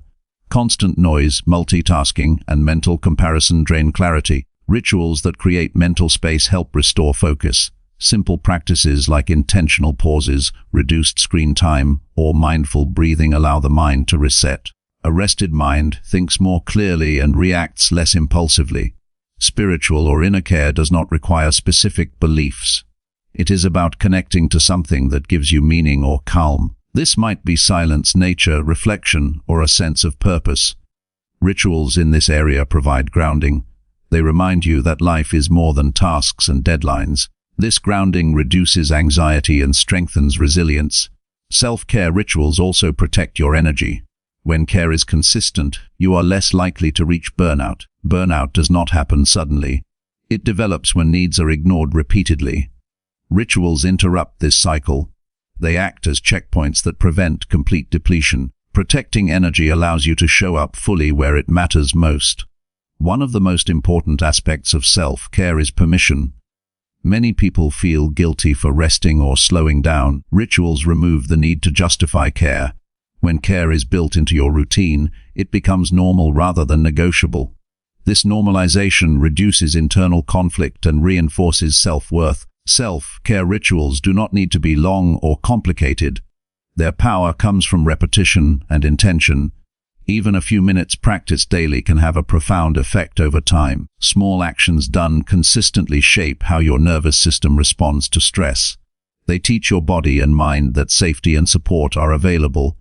Developing rituals also builds self-trust. Each time you show up for yourself, you strengthen your relationship with yourself. This trust improves confidence. You begin to believe that you can rely on yourself for care, not just endurance. This belief supports emotional independence and stability. Self-care rituals also help you transition between parts of your day. Moments of care act as bridges. They help you release what has passed and prepare for what comes next. This reduces carryover stress. Without these transitions, tension accumulates and spills into unrelated areas of life. As your rituals develop, you may notice increased awareness of your needs. You become more attuned to signals of fatigue, overstimulation, or emotional overload. Responding to these signals early prevents overwhelm. This responsiveness is a form of self-respect. Self-care also influences how you relate to others. When your needs are met, you are less reactive and more patient. You communicate more clearly and listen more openly. Care for yourself improves the quality of your connections because you are not constantly operating from depletion. It is important to allow your rituals to evolve. What nurtures you in one season may change in another. Flexibility keeps self-care relevant. Adjusting rituals is not failure, it is awareness. Honoring change keeps care aligned with your current needs. Self-care rituals are especially important during challenging times. When life feels uncertain or heavy, rituals provide familiarity and comfort. They anchor you. They remind you that even when circumstances are unstable, care remains constant. Over time, self-care stops feeling like something you do and becomes part of who you are. It shapes your identity. You begin to see yourself as someone worthy of care, attention, and balance. This shift affects choices, boundaries, and priorities. Ultimately, developing self-care rituals is about nurturing your whole being with intention and kindness. It is a commitment to your long-term well-being. These rituals do not remove challenges, but they strengthen you to face them without losing yourself. Through consistent care, you build a life that supports your energy, honors your needs, and allows you to grow with steadiness and compassion. Chapter 16. Accept compliments gracefully without deflecting them away. Accepting compliments gracefully without deflecting them away is a quiet yet powerful shift in how you relate to yourself. Many people feel uncomfortable when they receive praise. Instead of letting kind words land, they minimize them, redirect them, or brush them off entirely. This reaction often happens automatically, shaped by years of conditioning rather than conscious choice. Learning to receive compliments with ease is not about ego. It is about allowing acknowledgement to exist without resistance. Deflecting compliments usually comes from discomfort, not humility. You might worry about appearing arrogant, unworthy, or exposed. Praise can feel vulnerable because it invites you to be seen in a positive light. If your self-image has been shaped by self-criticism or comparison, positive feedback may clash with how you see yourself. This clash creates tension, and deflection becomes a way to relieve it. When you dismiss a compliment, you are not just rejecting someone's words. You are reinforcing an internal belief that positive recognition is unsafe or undeserved. Over time, this pattern weakens self-worth. It trains your mind to focus on flaws while ignoring strengths. Accepting compliments interrupts this cycle. It allows balance to form between effort and acknowledgement. Accepting praise does not require you to agree with every word fully. It simply asks that you remain open. Saying thank you is enough. That simple response honors the giver and respects yourself. It does not inflate ego or demand perfection. It acknowledges that effort was noticed. Compliments are often reflections, not evaluations. They show how your actions, presence, or qualities impact others. When you deflect them, you miss valuable information. This information can help you understand your strengths more clearly. Understanding strengths supports confidence. Confidence grows from accuracy, not exaggeration. Many people learned early to downplay themselves to fit in or avoid attention. This habit may have felt protective at one time. As an adult, it can become limiting. Accepting compliments challenges the idea that visibility is dangerous. It teaches your nervous system that positive attention can be safe and grounding. Accepting compliments also improves communication. When you deflect praise, it can unintentionally create distance. The person offering kindness may feel dismissed or awkward. Receiving graciously strengthens connection. It allows appreciation to flow naturally between people. This flow builds warmth and mutual respect. There is also an internal shift that happens when you stop deflecting. You begin allowing positive experiences to register. Instead of passing through unnoticed, kind words stay with you longer. They counterbalance critical thoughts. Over time, this balance softens the inner tone you use with yourself. Learning to accept compliments gracefully requires patience. The discomfort may not disappear immediately. At first, you might feel awkward or exposed. This feeling is temporary. With practice, your nervous system adapts. What once felt uncomfortable becomes neutral, then familiar. Accepting compliments does not mean seeking validation. It means not rejecting it when it appears. There is a difference between relying on praise and allowing appreciation. Healthy self-worth includes the ability to receive without dependency. You remain grounded in yourself while staying open to connection. Compliments also offer an opportunity to practice presence. Instead of preparing a response or deflection, you stay with the moment. You listen, you breathe, you acknowledge. Presence deepens the impact of positive experiences. It allows gratitude to replace discomfort. It is important to notice the language you use when responding to compliments. Phrases that minimize effort or redirect credit often come automatically. Becoming aware of these habits gives you choice. You can choose a response that is simple and respectful. This choice reinforces self-respect. Accepting compliments also supports emotional balance. When positive feedback is allowed, it offsets negativity. This does not mean ignoring challenges. It means not allowing challenges to erase acknowledgement. Balance improves resilience and mood stability. Receiving praise gracefully also models healthy behavior for others. It shows that appreciation can be exchanged without discomfort. This modeling encourages openness and authenticity in relationships. It creates an environment where kindness is valued rather than deflected. Accepting compliments does not require changing who you are.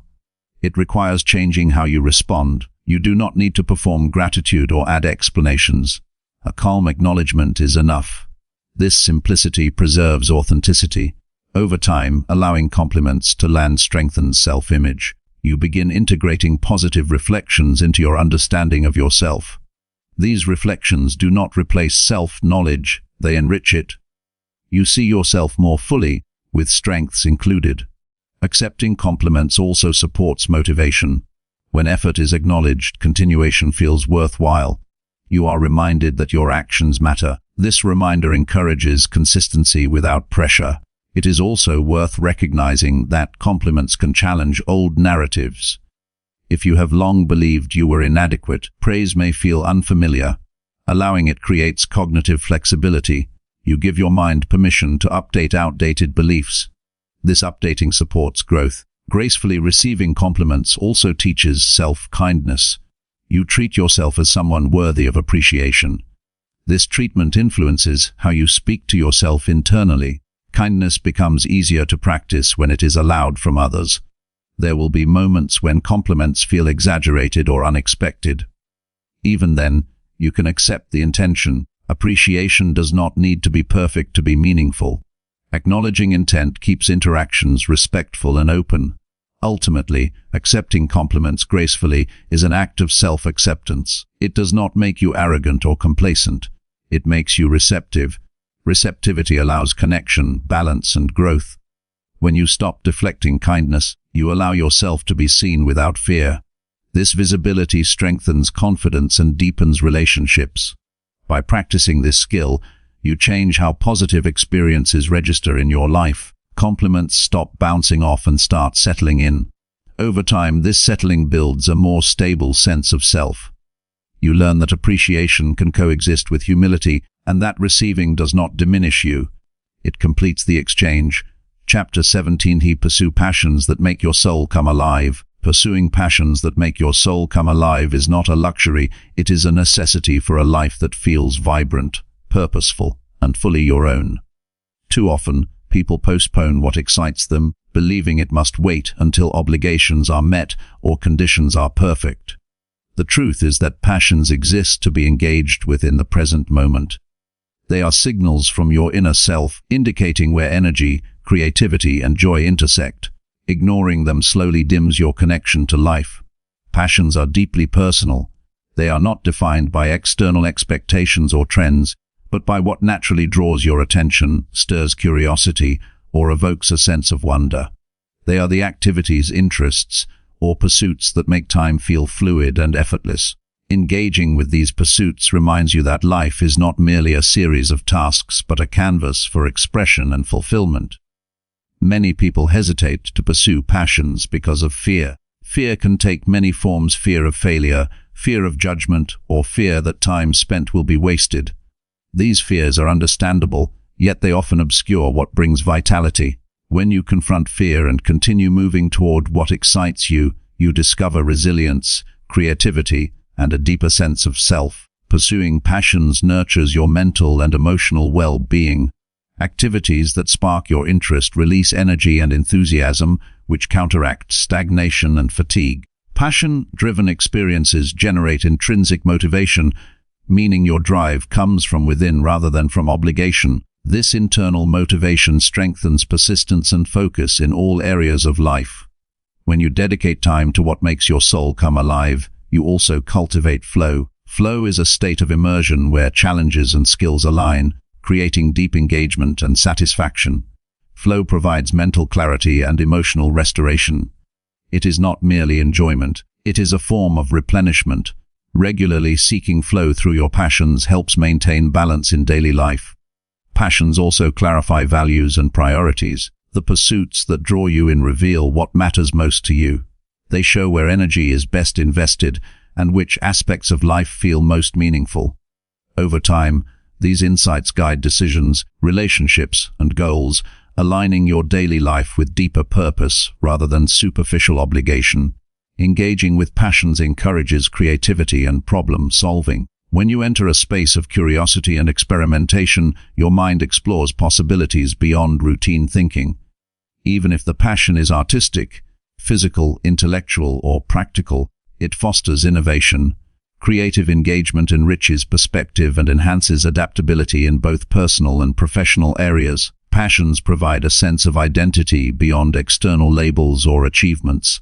They remind you that your value is not solely measured by productivity, recognition, or approval. When you immerse yourself in what excites you, you reconnect with your authentic self. This reconnection strengthens confidence and self-expression, which then radiates into other aspects of life.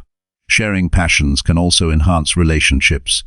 When you bring your enthusiasm into interactions, it inspires connection and curiosity. Passion attracts like-minded individuals who energize and support your growth. Even if shared passively, it communicates joy and authenticity, which strengthens social bonds and fosters community. It is important to approach passions without rigid expectations. They are not always about mastery or recognition. Sometimes the purpose is simply to experience joy, curiosity, or peace. Letting go of outcome-based pressure allows exploration to be fulfilling in itself. This approach maintains excitement and prevents burnout. Pursuing passions also teaches self-discipline in a unique way. Regular engagement requires attention, consistency, and commitment, not out of obligation, but out of desire. This discipline nurtures focus and resilience, skills that transfer to other areas of life, while keeping energy aligned with inspiration. Integrating passions into your life requires intention. Many people intend to pursue what excites them, but get caught in routines or responsibilities. Creating space intentionally, even in small increments, reinforces that passions are not optional. The act of prioritizing what energizes you sends a signal to your nervous system that joy is essential, not negotiable. Passions evolve over time. What captivates you now may shift with experience, growth, or circumstances. Staying curious and responsive allows you to adapt without guilt. Evolution in passion is not a loss. It is a reflection of your expanding awareness and changing desires. Following this evolution keeps life dynamic and engaging. Even small engagement with your passions has meaningful impact. 5 minutes of focused attention on what excites you can spark motivation, clarity, and optimism. Small steps accumulate, forming habits that reinforce purpose and joy. Gradual, consistent action is more sustainable than waiting for perfect conditions or large blocks of time. Pursuing passions helps counter self-doubt and negative self-talk. When you act on what matters to you, it reinforces competence, creativity, and courage. These experiences remind you that your desires and abilities are valid. Each step toward engagement strengthens self-respect and diminishes internal resistance. Passions also provide balance in challenging times. They act as anchors, offering perspective and comfort when life feels overwhelming. Immersing in meaningful activity restores energy, prevents stagnation, and renews emotional equilibrium. They become touchstones of stability and continuity amid unpredictability. Ultimately, pursuing passions is about honoring your inner life. It is an acknowledgement that your desires, interests, and curiosities deserve attention and expression. Life without engagement in what lights you up is functional but incomplete. Pursuing what excites you creates fulfillment that is felt deeply and remembered consistently. By committing to passions, you nurture not just happiness but vitality, resilience, and self-understanding. You discover dimensions of yourself previously dormant. You cultivate joy that is independent of external validation. Pursuing passions allows your life to feel alive, meaningful, and uniquely your own. Over time, this practice becomes a foundation for growth, balance, and authenticity, reminding you that the purpose of life is not only to survive, but to thrive in the ways that resonate most deeply with your soul. Chapter 18. Trust your intuition, guiding important life decisions. Trusting your intuition when it comes to important life decisions is an act of self-empowerment. Intuition is often misunderstood as vague or mystical, but it is a form of inner guidance built from your experiences, knowledge, and subconscious pattern recognition. It is not about ignoring logic or external advice. It is about listening to the deep inner signal that synthesizes what your conscious mind may not immediately grasp. When nurtured and trusted, intuition becomes a reliable compass in navigating choices that align with your values and long-term well-being. Many people dismiss their intuition because it feels subtle compared to louder external pressures. Society often prioritizes rational analysis, step-by-step planning, and measurable outcomes. While these tools are valuable, they do not capture the full picture. Intuition brings context, emotional resonance, and a sense of alignment. It integrates information from memory, sensory perception, and emotional cues, producing insights that can feel instantaneous or even inexplicable. Trusting your intuition begins with awareness. It requires noticing when your body or mind responds to situations with a sense of clarity, tension, or knowing. Physical sensations, like a feeling of ease or discomfort, often accompany intuitive signals. Emotional cues, such as excitement or unease, are equally informative. Learning to recognize these signals allows you to differentiate intuition from fear, wishful thinking, or social conditioning. One of the challenges of following intuition is silence. Intuitive guidance rarely shouts, it whispers. It may appear as a subtle preference, a repeated thought, or a quiet nudge toward a choice. Developing the skill to hear these whispers requires stillness and reflection. Practices such as mindfulness, journaling, or quiet contemplation help reduce the noise of external opinions and mental chatter, making intuitive signals easier to detect. Intuition is not infallible, but it is consistent with your deeper needs and values.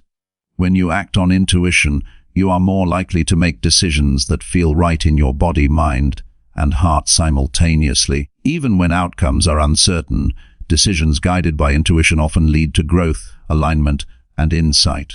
Acting against intuitive guidance, in contrast, tends to create inner conflict, hesitation, or lingering doubt. Another important aspect of trusting intuition is balancing it with information. Intuition does not require ignoring facts, research, or advice. Instead, it works alongside rational thinking. Think of it as an internal lens that filters data through your personal context, values, and long-term perspective.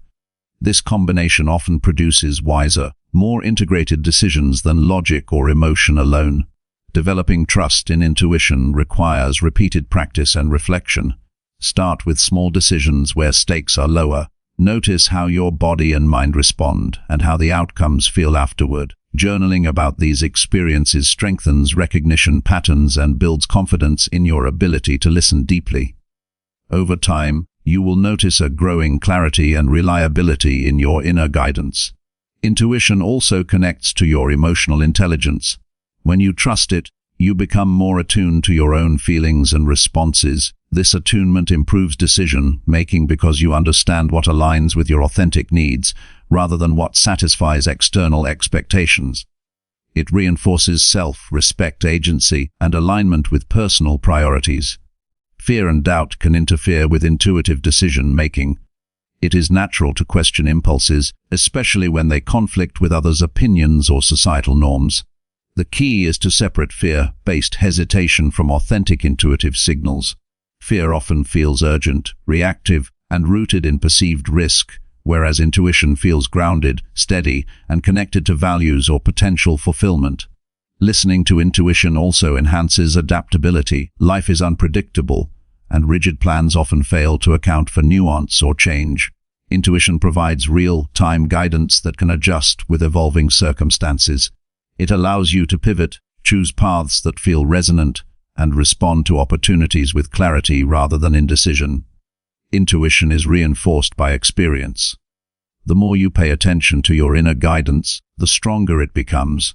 Past decisions, outcomes, and lessons feed your subconscious, creating a richer database for pattern recognition.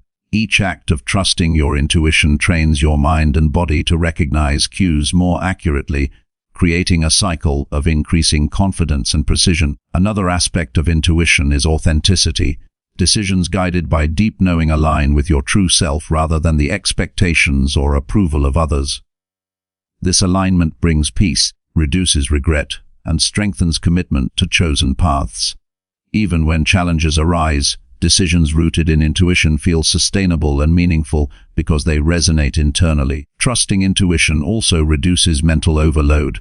Life decisions often involve multiple options, opinions, and potential consequences.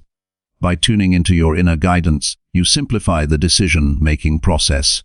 Intuition filters distractions, highlighting what truly matters and what aligns with your values, which reduces stress and mental fatigue. It is helpful to cultivate practices that nurture intuition, Meditation, quiet walks, reflective journaling, and mindful attention to bodily and emotional signals sharpen sensitivity to subtle guidance.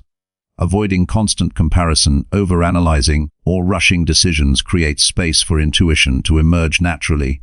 Ultimately, trusting your intuition is an act of self-empowerment and self-respect. It acknowledges that you carry wisdom beyond external advice or rational calculation. Acting in alignment with intuition strengthens confidence, reinforces authenticity, and cultivates a sense of agency in navigating life's complexities. Decisions guided by intuition do not promise perfection, but they consistently offer clarity, coherence, and a deeper connection to your own path. By practicing this trust regularly, you develop a dialogue with your inner self. You learn to discern between fear, desire, and genuine insight. You respond to life with responsiveness rather than reaction, choice rather than habit, and alignment rather than compromise. Over time, intuition becomes a reliable partner in decision-making, empowering you to move forward with clarity, courage, and confidence in the direction that feels truly right for you. Chapter 19. Invest in personal growth through learning consistently. Investing in personal growth through consistent learning is one of the most impactful ways to shape your life, mindset, and future. Growth is not accidental, it is intentional. It requires recognizing that knowledge, skill, and self-awareness are not finite resources. The pursuit of understanding and development is ongoing, and the commitment to continual learning cultivates adaptability, resilience, and confidence. Learning consistently is a declaration that you value your own potential and are willing to nurture it every day. Many people see learning as something tied only to formal education or career advancement. In reality, personal growth encompasses far more. It includes emotional intelligence, critical thinking, practical skills, creativity, and self-reflection. Each new idea, perspective, or skill adds depth to your understanding of the world and yourself. This accumulation transforms not just what you know, but how you approach challenges, opportunities, and relationships. Consistency is key. Occasional bursts of learning are useful, but lasting transformation occurs when it becomes a daily habit. Small, deliberate steps compound over time. Reading for 15 minutes each day, practicing a skill regularly, or reflecting on experiences consistently shapes your mind in ways that sporadic effort cannot. This steady commitment reinforces discipline while keeping curiosity alive. Learning consistently also builds confidence. When you expose yourself to new information and perspectives regularly, you gain tools for decision-making, problem-solving, and creative thinking. Confidence grows not from innate talent, but from preparedness and familiarity. The more you invest in your own understanding, the more empowered you feel to engage with the world effectively.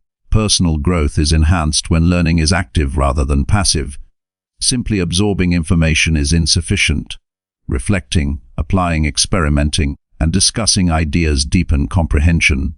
When knowledge is integrated into daily life, it becomes practical rather than theoretical. This approach ensures that learning is transformative rather than superficial. Investing in growth also cultivates adaptability.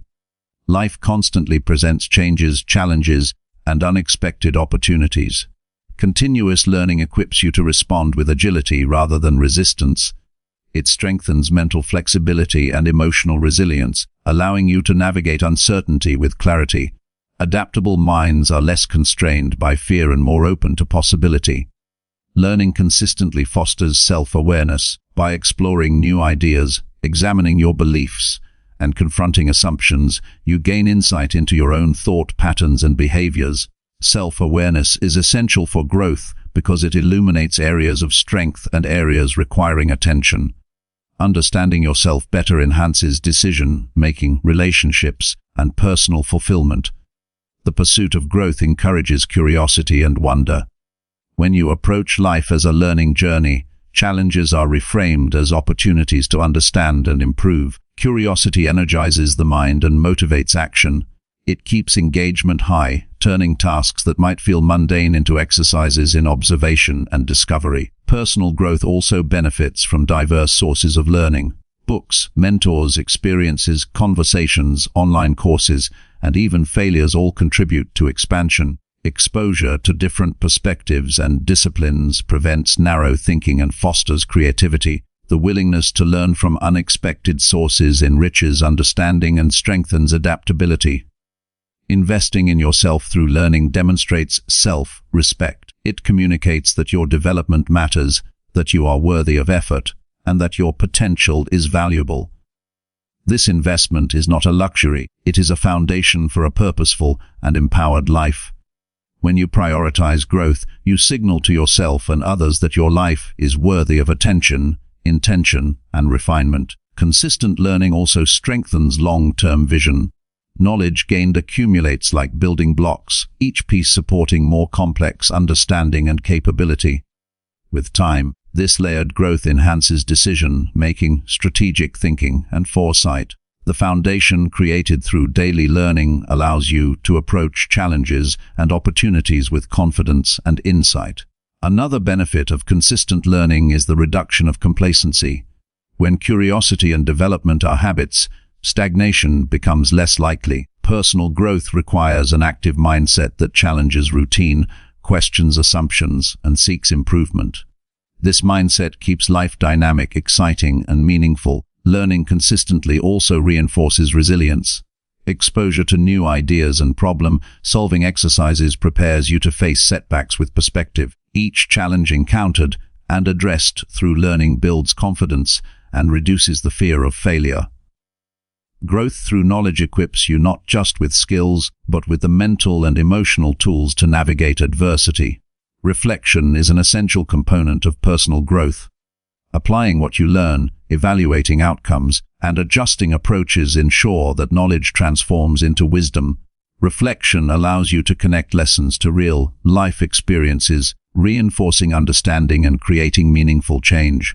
Without reflection, learning can remain surface level, with limited impact. Investing in personal growth encourages a sense of purpose. When learning is aligned with your values, goals, or passions, it adds meaning to effort. The pursuit of understanding becomes intrinsically motivating, enhancing commitment and perseverance. Purpose-driven learning energizes and sustains engagement, even when challenges arise. Personal growth through learning is also contagious. As you expand your understanding and skill, your curiosity and confidence influence those around you. Sharing insights, modeling commitment, and engaging others in exploration fosters a culture of growth within your relationships and community. Your investment does not remain isolated, it radiates outward. Ultimately, consistent learning transforms how you approach life. It shifts your mindset from one of limitation to one of possibility. You begin to see challenges as opportunities, uncertainty as a chance to adapt, and effort as an investment in yourself. Knowledge is no longer static, it becomes a living resource that enhances every area of life. By committing to daily learning and personal growth, you strengthen resilience, deepen self-awareness, expand capability, and foster adaptability. Each small, intentional action compounds over time, producing significant long-term benefits. Learning consistently is a lifelong practice, a commitment to your potential, and a pathway to a richer, more empowered life. It ensures that you remain engaged, evolving, and aligned with your fullest expression of self. Chapter 20. Commit to loving yourself unconditionally every single day. Committing to loving yourself unconditionally every single day is one of the most transformative choices you can make for your emotional health, resilience, and overall well-being. Self-love is not a fleeting feeling that depends on accomplishments, appearances, or approval from others. It is a deliberate and continuous practice that anchors your sense of worth regardless of circumstances. When you embrace unconditional self-love, you create an inner foundation that supports growth, joy, and authenticity, even in the face of challenges or setbacks. Loving yourself unconditionally begins with acceptance. Acceptance does not mean complacency or ignoring areas for growth. It means acknowledging who you are in this moment, with all your strengths, imperfections, and past experiences. Acceptance allows you to release the constant pressure of comparison and self-judgment. It frees energy that would otherwise be spent on criticism and redirects it toward nurturing and empowerment. Many people struggle with self-love because they tie it to external validation. They believe they must earn affection from themselves through achievement, perfection, or approval from others. This conditional approach creates a fragile sense of worth that fluctuates with circumstances. Unconditional self-love, in contrast, is steady and self-sustaining. It is not dependent on external factors, but arises from an internal commitment to treat yourself with care and respect every day. Daily practice is essential. Self-love is not a single moment or occasional act. It is cultivated consistently through intention. This can take many forms: speaking kindly to yourself, setting boundaries, honoring your needs, and engaging in activities that nourish your mind, body, and spirit. Each act reinforces the message that you are deserving of care, attention, and kindness simply for being who you are. Committing to self-love also requires challenging the inner critic. That persistent voice that questions your worth, points out flaws, or anticipates failure can be powerful, but it is not the ultimate authority. By consciously noticing critical thoughts and choosing responses rooted in compassion, you gradually shift your internal dialogue. You learn to respond with patience and encouragement rather than harsh judgment. Self-love strengthens resilience. Life inevitably presents difficulties, disappointments, and moments of doubt. When you are anchored in unconditional self-love, these challenges do not diminish your core worth. You respond with greater emotional stability, clearer perspective, and more constructive action. Loving yourself creates a psychological safety net that allows you to navigate uncertainty with steadiness. Prioritizing your own well-being is a natural extension of self-love. It means recognizing that your energy, time, and attention are valuable. When you consistently invest in yourself, you replenish your capacity to engage with the world authentically and generously. This is not selfishness, it is an acknowledgement that your presence, health, and growth matter. Committing to self-love also transforms relationships. When you value yourself, you set a standard for how others can treat you. Boundaries become easier to establish and maintain because they are rooted in respect for your own needs. You are less likely to tolerate relationships that diminish your sense of self and more likely to cultivate connections that are supportive, balanced, and enriching. Another aspect of unconditional self-love is forgiveness. Loving yourself includes acknowledging past mistakes, regrets, or moments of perceived failure without allowing them to define you. Forgiveness releases guilt and shame, enabling growth and self-compassion. It allows you to move forward with a lighter heart and a clearer sense of purpose. Self-love is deeply tied to authenticity.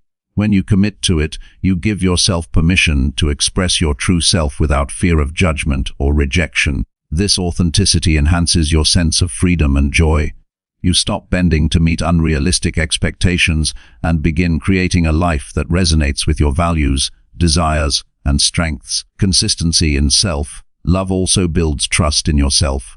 Each act of care, affirmation, and boundary setting reinforces the belief that you are reliable, capable, and worthy of respect. This internal trust strengthens decision-making, reduces self-doubt, and increases confidence in pursuing meaningful goals. Daily self-love can be expressed in small but powerful ways. It might be choosing rest over overexertion, speaking gently to yourself in moments of struggle, or celebrating progress rather than focusing solely on outcomes. These practices accumulate over time, creating a robust and nurturing internal environment. Committing to self-love requires mindfulness and presence. It involves noticing your thoughts, feelings, and needs without judgment and responding with intention. This attentiveness allows you to recognize when you are neglecting yourself or falling into patterns of self-criticism and redirect your attention toward care and kindness. Self-love also empowers growth. When you love yourself unconditionally, you approach challenges and mistakes with curiosity rather than fear. You are more willing to take risks, learn, and explore, knowing that your worth is not contingent on immediate success. This perspective fosters resilience, creativity, and adaptability. It is important to understand that self-love is not static. It evolves with you. Your needs, priorities, and experiences change over time. Committing to unconditional love means staying flexible and responsive to these shifts. It requires ongoing attention, reflection, an adaptation to ensure that care remains aligned with your current reality. Practicing self-love influences your overall life satisfaction. When you honor yourself daily, you create a mindset that recognizes your inherent value. Happiness, fulfillment, and contentment become less dependent on external circumstances and more rooted in your internal relationship with yourself. This stability enhances emotional well-being and clarity. Ultimately, committing to loving yourself unconditionally every single day is a radical act of empowerment. It reshapes how you experience life, interact with others, and perceive challenges. It transforms self-criticism into compassion, doubt into trust, and fear into courage. By making self-love a daily commitment, you create a foundation for lasting resilience, joy, and authenticity. Through this ongoing practice, you nurture a life where your value is inherent, your needs are honored, and your presence in the world is confident and steady. Unconditional self-love allows you to face life fully, embrace your growth, and remain deeply connected to your own worth, regardless of external conditions. It is the ultimate expression of commitment to yourself, a daily investment in your happiness, fulfillment, and the full realization of your potential.